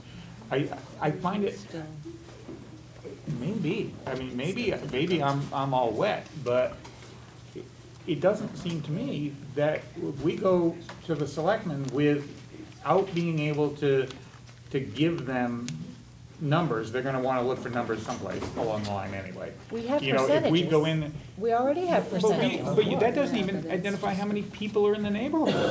So, yes, you've got 49 people that have certain problems, but what about we're not just looking at health problems, number one. So what about all the other problems, and what about all the people that, how do you know that that percentage is the right percentage? All you know is that's the percentage of the people who came forward with a problem. It's not the percentage of people in the neighborhood. How many are enough? Yeah. How many No, do we that's have my to question. have? But that's not the what we're point, saying. that's not the point. What is The the point point? is, how many problems can you solve? All of What them, if you percentage really- of problems? So if the number is insignificant, then this whole process is not important. Because one person having a horrible problem is enough to take them down. And if that's the answer, then we're wasting our time here, right? If it's not somehow quantifiable, you know, that where we can say we can solve most of these problems. We can solve 100% by turning them off and leaving them off. We can solve 90% by turning them off 18 hours a day, you know, something like that. You know, that's where I think there's strength in this process, is giving the policymakers a way out, you know, telling them, you know, we can solve these problems, but I don't know. I mean, I don't see the other side of the, I guess I just don't see the other side of the answer. I'm wondering, because, you know, this is a hard discussion and we're going around a bit. Yeah, I And I'm guess wondering so. if we can get a subgroup of people, right? If we could get 3 of you, and we can get on a call, because maybe what we could do is try to say, what would the questions be? Let's really like start at the bottom and work our way back up, because I'm not seeing, and I don't think we're agreeing really on what are we really trying to collect and how would we use it. And I think, you know, we're having trouble getting there in this conversation. So I just wonder if maybe we should try it in a, Well, try to have this conversation. maybe I'm trying to answer a question that's not being asked. And, you know, so maybe it's my perception of where we're going with this. So if, you know, when we're talking about our different alternatives and talking about curtailment, for example, what does the group envision as a recommendation with curtailment? I mean, what would they say? You know, curtail it for nighttime. And, I mean, I think the question is gonna be, what does that solve? Right, and So- what so- question and- would you ask in a survey that would answer that question? I think it's. I think the it's question would valid be, for you it's to been be- turned off for the last couple of months, has that solved your problem? If the answer is no, you know, but I don't design surveys, I don't know how to ask that question, you know, without leading somebody into an answer. So you're asking us to determine what issues we want made clear in a survey. What issues do we want to information are we trying clarify to get? in order to inform all the options that are on the table? So it almost sounds like you need a question related to each option. Well, maybe, I mean, because Maybe not. maybe what you really want is to ask people, right, given this range of options, right, you don't want to ask them which one you like, right? You're not trying to get what they like, you're trying to get, what you're really trying to, what I'm hearing, what you're really trying to figure out is how many people, or what percentage of the problem would we solve if we did X? What I'd love to see is a question of everybody in the neighborhood asking, do you have a problem with the turbines? You know, what is that problem? If the problem is, you know, my property value, one thing. If the problem is, it affects my health, then go down and find out what do you think would help you with this? Do you think turning them off would help you? Do you think moving them, you know, what do you think the answer is? But I don't know how to ask those questions without leading somebody to an answer. You know, whereas a professional would be able to ask those questions, and they would be able to determine, you know, 50% of the people, there is no answer to, other than eliminate nuclear. You know, 30% would be perfectly happy to turn them off at night. And then the policymakers have something to go on. They say, you know, that, you know, we can't solve this problem for half the people, so we're gonna turn them off for good. You know, I don't know. But I don't know the scope of the problem at this point in time, other than that there are 47 people that took the time to testify before the Board of Health, and that, you know, that's a significant number in a neighborhood of, you know, it's 10% of the people in the neighborhood maybe. So, I you think know, we that- asked some of these questions under option 7. And we might be informed. You can't just think, ask the you know, the questions we asked under option 7 might help us with this problem. And we were, I think, looking to try to figure out, you know, the financial approaches to compensate or relocate neighbors. And, you know, I'm not saying it makes it easier to design a survey, but, you know, it may be possible that some of the neighbors' situations could be successfully mitigated with insulation or some other device. And it may be that some of the neighbors are so adversely affected that their houses would have to be taken by eminent domain or purchased, you know, by the community. And so I think, I agree with David that we have to, I think as part of this process, we have to figure out how we quantify this. So if it's a matter of saying, okay, we have 200 affected households, and, you know, 1/4, we're not going to be able to correct the problem through anything short of acquiring their property. I think, I mean, if we're somehow able to get that information, I don't know how. But I if don't we- either. But if And we're able to get. that's what's frustrating to me. But, is okay, that- let's assume it can be done, somehow. You can at least Then put we a dollar can, value. yeah, then we can start to, you know, create an option for the town, okay? You know, part of our solution is to mitigate 50% of the homes, because we think that that can be done successfully, but we don't think it can be done successfully for, you know, 25%, and the community's looking at somehow acquiring those properties. I mean, that starts to get real solid as far as options. I don't think we're gonna, I think that our Board of Selectmen needs some solid stuff to look at. So can I just ask the group, is the question, how many homes would this option help or fix this, right? For how many homes would we be fixing this problem if we did this option? Is that the question we're trying to get the answer to? Basically, yeah. I think so. Okay.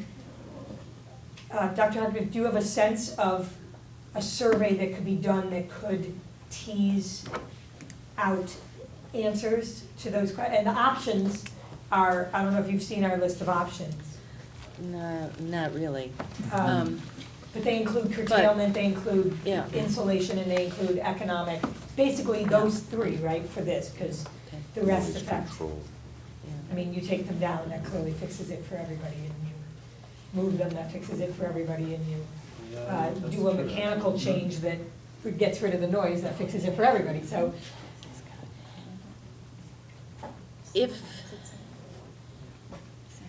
you can identify exactly what it is you want to ask, you can always get a good survey made, but you have to be very specific about what you want to ask.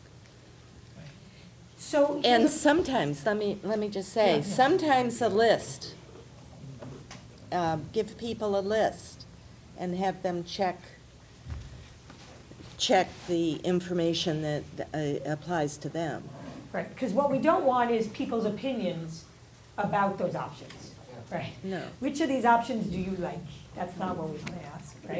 It's not the questions that we need to know, it's the answers that we want to get. Yeah, right. That- Well, right. You want to know. You want to ask the problem is expert. we don't know what questions to ask to get the answers that we Right. need. Okay, what do you want We to know? don't even know what answers we need.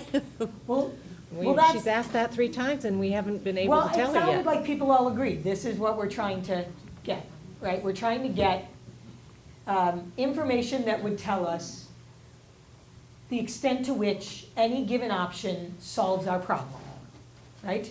The percentage of the problem it solves, or the amount, right? We want to know how much of the problem are we fixing by doing this option A, or option B, or option C, or option 21, or option whatever, right? So And- you're rating the options. Huh? You're rating the options. If there's something on the list. I was we just gotta giving them ignore. letters. Or more than Or it one doesn't option. solve- Right, if it doesn't solve Or anybody's it doesn't problem, solve we it. shouldn't be spending time Right. working on it. But what that doesn't address, that addresses the people who have a problem Right. with the turbine, but it doesn't address the people in the community whose problem is that they want the turbines to be operating. Right, well, so this isn't the whole It's not- answer. it isn't the This whole is answer, exactly. for that set of interests. The answer for the economic interests and the answer for the environmental interests might be a little easier to come at, so we don't necessarily need a survey to figure that out. I mean, we can look at the numbers. That's some of these other things we're trying to figure out, right? How much would it cost? What would the environmental impact, right? So we'll definitely, I'm not suggesting this is Okay. our only criteria. Okay. This is a way of, it sounded to me like people were saying, this is a way of getting more concrete about at least knowing, you know, how close we're coming to meeting that set of interests. We still would have to talk about how close we're coming to meeting the cost interest, meeting it, and balance all of those, right?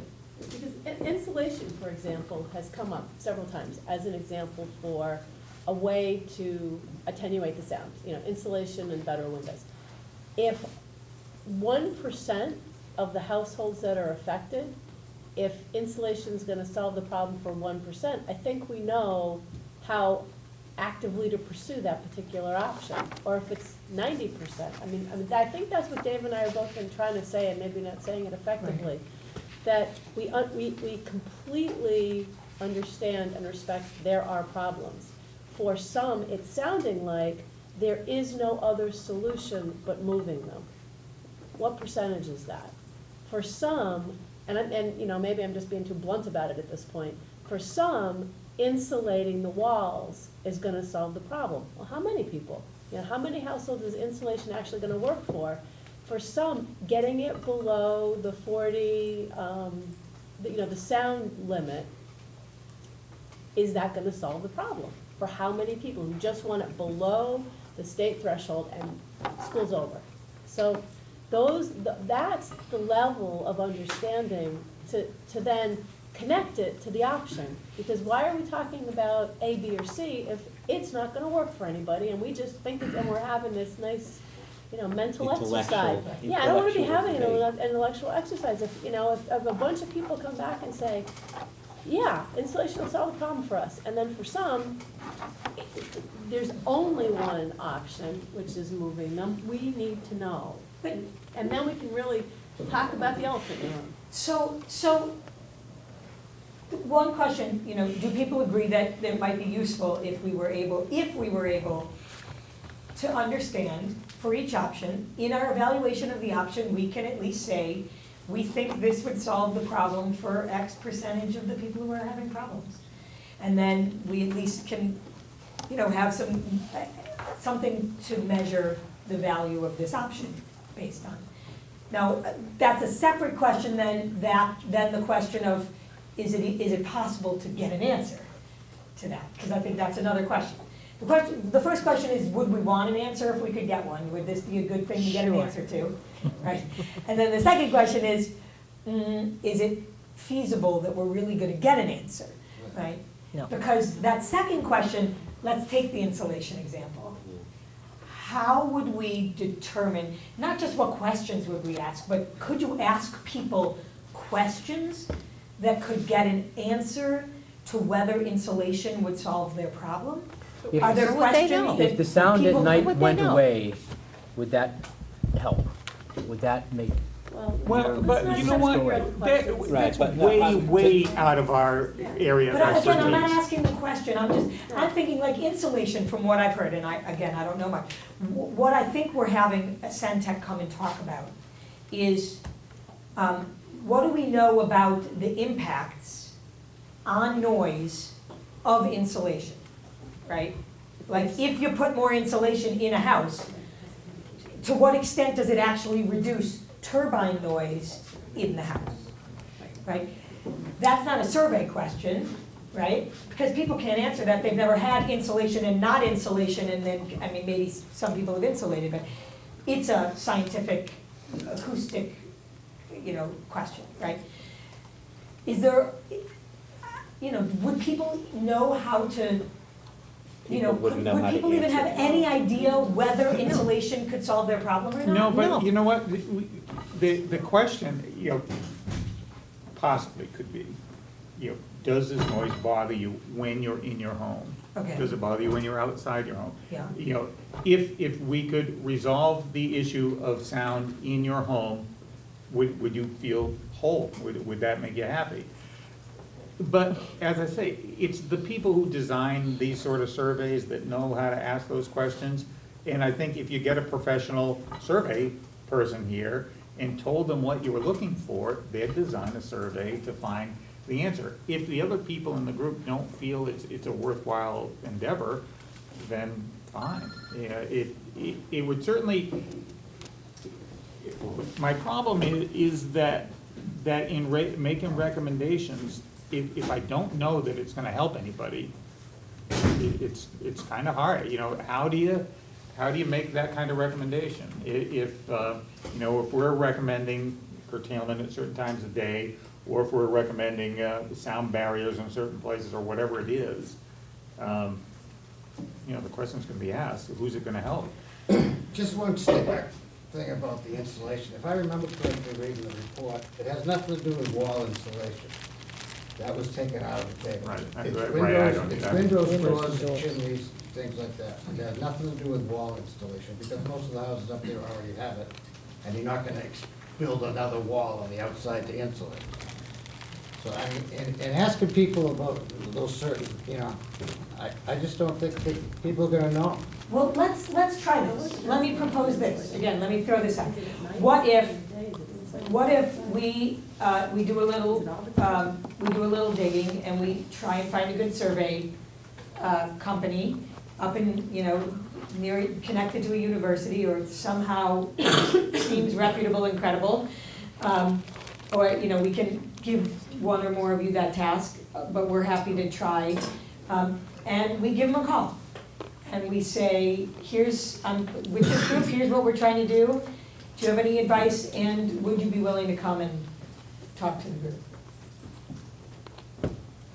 The other things I'd add to that are times of day. Okay.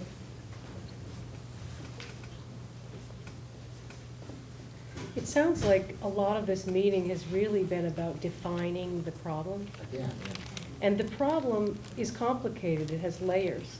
So we may never be able to get an accurate determination of the problems, but the problems are clearly all about people living in close proximity to the turbine.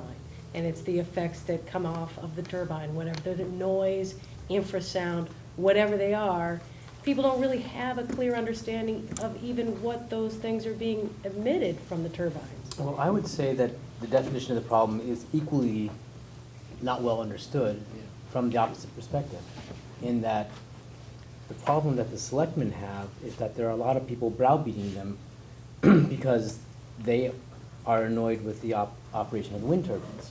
There are a lot of people being browbeaten that are looking for a solution from the selectmen. All the same, the problem could be the political heat associated with discontented people, as opposed to the actual physical noise. And that's something that, if you ask a lot of people in the community, there's not an agreement. And there's a lot of people in this community who are like,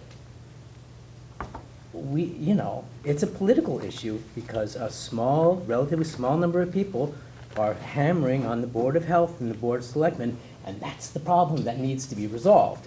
And so we haven't, brought those two together here in this room yet, but it's here now. And I think we need to struggle with, can we even deal with that problem definition in this group or not? I don't see as we're ever going to resolve that, but since you raise what the issue of the problem is, I'm going to raise the same, saying that it's not equally understood in this community as to what the problem is. I'm gonna back out on my limb here and say, I don't think we wanna go down this road, right? What road? I really think that no matter what you call the problem, the solutions are still the same. We don't have to agree on the problem. If the problem, the problem from your perspective, right? If the problem from your perspective is a political problem, it still needs a solution, because it's not gonna go away. The solutions are still we still have to find solutions, it's still our problem together. I don't think we want to argue about what kind of problem. In my opinion, I was late because I was presenting to the Mass Wind Working Group. And my first slide, I can pull it up for you all, is people fighting about the problem, and it's a political problem, and it's a technical problem, and I'll tell you what I think it is, it's a negotiation problem, okay? And we're here to negotiate a solution, because that's the only way we're gonna move forward. If we wanna try and solve technical problems, political problems, other kinds of problems, we can't do that here together. The only kind of problem together here that we can solve is a negotiated problem, right? We have to step back and look at, here's what we've got. We've got different sets of interests, things that are important to people, and we're trying to see if there's any way that there's a solution that, as much as possible, meets, preserves, and addresses those sets of interests. We have several options before us. Yes. Some of them directly relate to the functional operation of Wind 1 and Wind 2, whether it's curtailment, stopping them, moving them. But of those particular types of things, the problem, as stated by Kathy, does not go away because there is a third turbine in the area. Okay? We're not discussing that turbine. It's not under our purview. Okay? However, if we're going to continue to discuss moving the turbines and curtailing, it will not solve everyone's problem. That's not what we're trying to do. We are trying to mitigate or come up with recommendations and options that will either allow for continued operation, if one of those, if it is moving the turbines, if it is shutting them down, we have not eliminated what some people consider to still be a problem, okay? And that we need to keep that in mind. It may solve some people's issue right away because the town turbines aren't working. But again, that lies over towards Joe's side of the table in his particular issues. So keep it in the back of your head. We're not discussing that. We're not addressing it at all whatsoever in this. But as we talk about some mitigation, I'm not completely unopposed to looking at the map or the how many homes or area to help those people that also have an additional issue that may not fit within our particular area, okay? And we're focusing on these two turbines. We're putting together the different options or the different, recommendations to move forward. If all of them are sent forward with the different recommendations, that may be something that we do. If we cull them out based on different things, then that's something that we do. That's for, the next few weeks that we do need to begin to address that. But we've had this problem question come up, but realistically on both sides here within the group, it's not going to be solved. The problem's not going to be solved? No, Is that the what you said? definition of the problem. definition of the problem. Agreement on the definition. Yes, my understanding from Mr. Hackler's comments was that they were almost mutually exclusive. But I have a question for all of the members at this table and alternates. Is there anyone who's a committee member here who has a financial or other kind of vested interest in the Webb turbine? I would like to understand that, because I'm just wondering if there's a conflict of interest at all here. I'm just gonna ask that I'm just gonna put that out on hold for now, Kathy, because I'm not sure where it's gonna go. Let's talk about it after and see if we can find a way to get that concern raised. Yeah, that is a concern. I would like to get that addressed. That's But I understand. Let's parking lot that, if you don't mind. This is about the two town turbines. This is I about agree the with two that. turbines. Her And I- comments raised that issue, and I would like some clarification on that. Okay, so let's parking lot it. I'll come back to it. We'll come back to it. You and I will talk and see how we can bring it in. I just want to keep us moving, and I'm not sure that's, I don't quite get how that's fitting into where we are right now. Okay, but I'm not gonna lose it. Come on. Yeah. Before we close or go for public comment, I'd just like to bring up option 15 again, and I think we should take that out as an option myself. It's, as Jerry said, nobody's gonna discuss any legal issues at this table, nobody's gonna give us any information. It's not in our purview, just, if that's going on, let the town handle it, the town council and the other lawyers. We have no business in that. So again, we had a little bit of a discussion and a back and forth.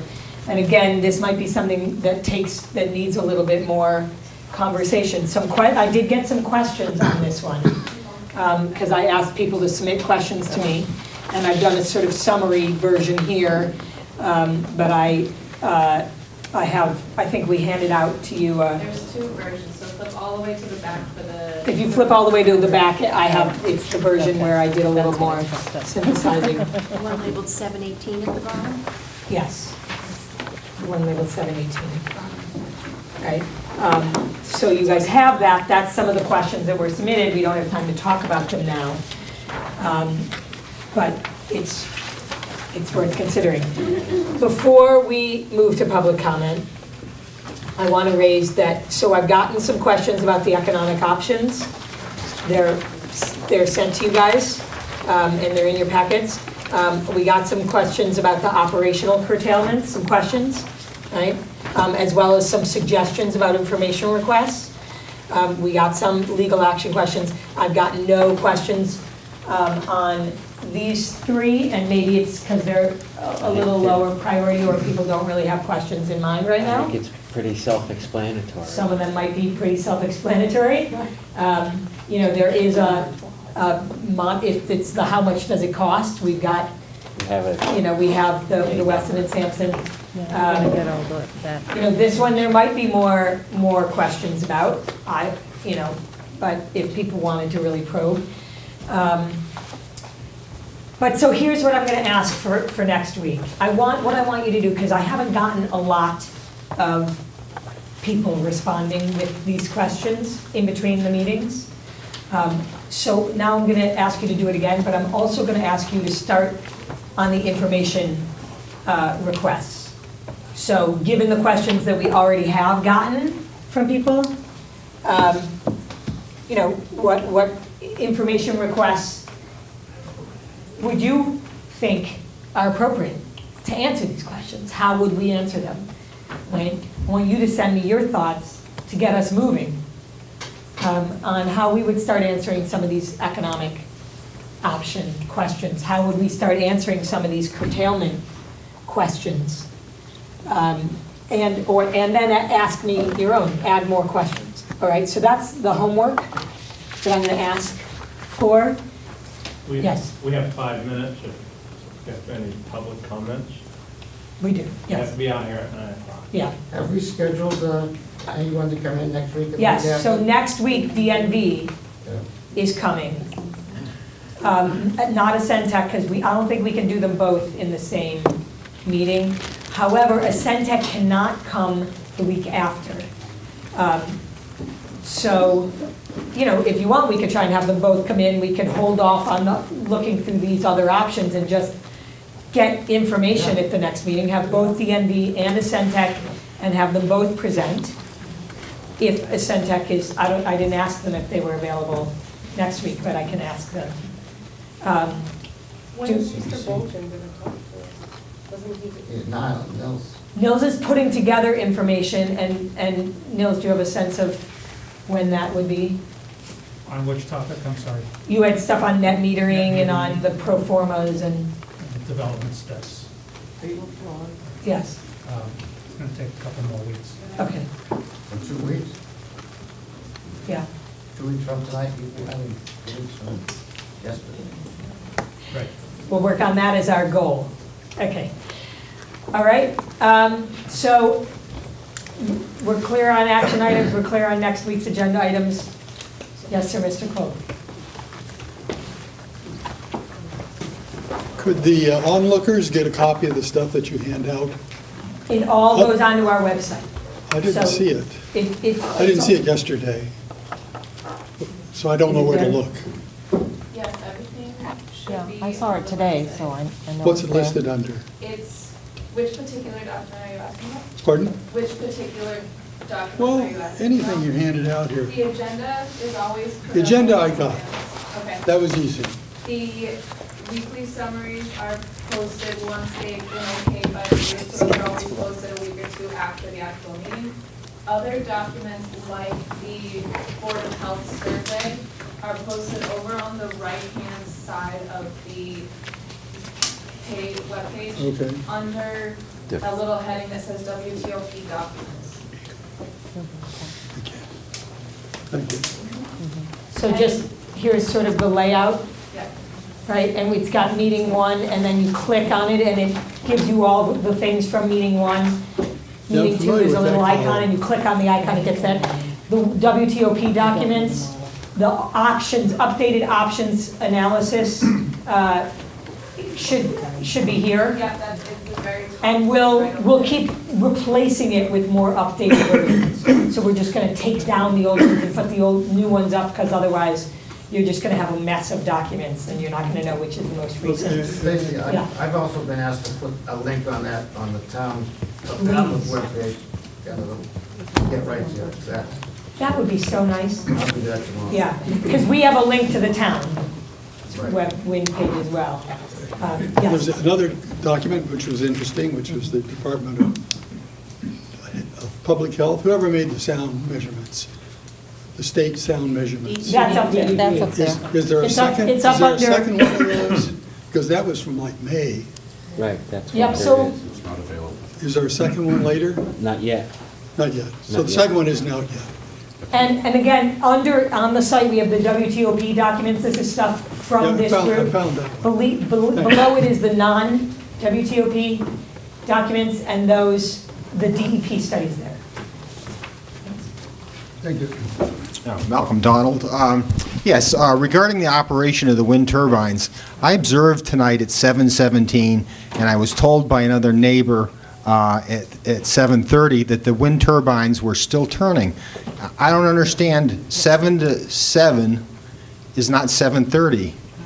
8 o'clock. And we've been, this has come up, I think, every meeting, and I don't understand. Ladies and gentlemen, it is now 9 o'clock. Go ahead, Mayor. I can answer that. There's been one false call and one accurate. So I don't know the validity of this statement yet until I check the turbine operations out. Chairs away, and we'll see you next time. Thank you. Jerry, can I just add, because again, it's appropriate because it's important to people, and this is a meeting that is related, but it's also not something this group can do. Nonetheless, can we ask the town to look into it and try and? I look into it every time, and I think there was misinformation put out in the newspapers, which I don't know why. The last time it was supposedly in operation, there wasn't enough wind to make 1,000 kilowatts of power. I validated it with PowerDash, I validated it with for notice, and I validated it with our turbine operation records. I will check each and every one out, but I respect that when we get back to people and say the machine was off, that you go back and validate what you saw or what you thought you saw, or whether it was freewheeling, which is a lot different from wind turning. People that know freewheeling, it's very, very small. I just want to assure this group that every complaint, regardless of the time, the town takes appropriate action. Hey. Okay, Linda Okagawa on West Falmouth Highway.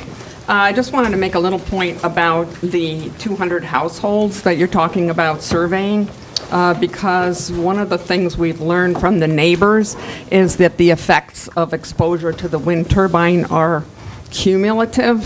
They tend to worsen over time with the amount of exposure. Of the 200 households, I think that many of them are probably not full-time occupied, which means that they go and come.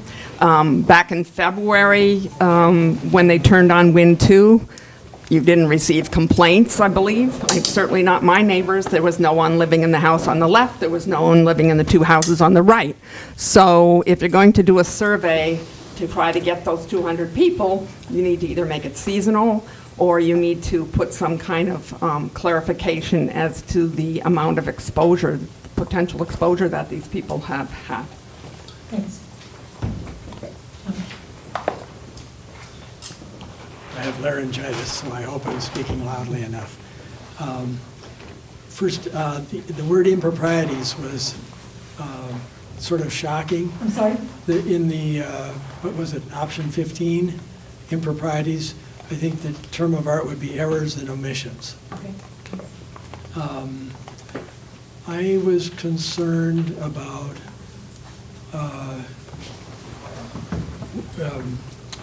negotiating, trumping every other domain of discussion. And so I note that.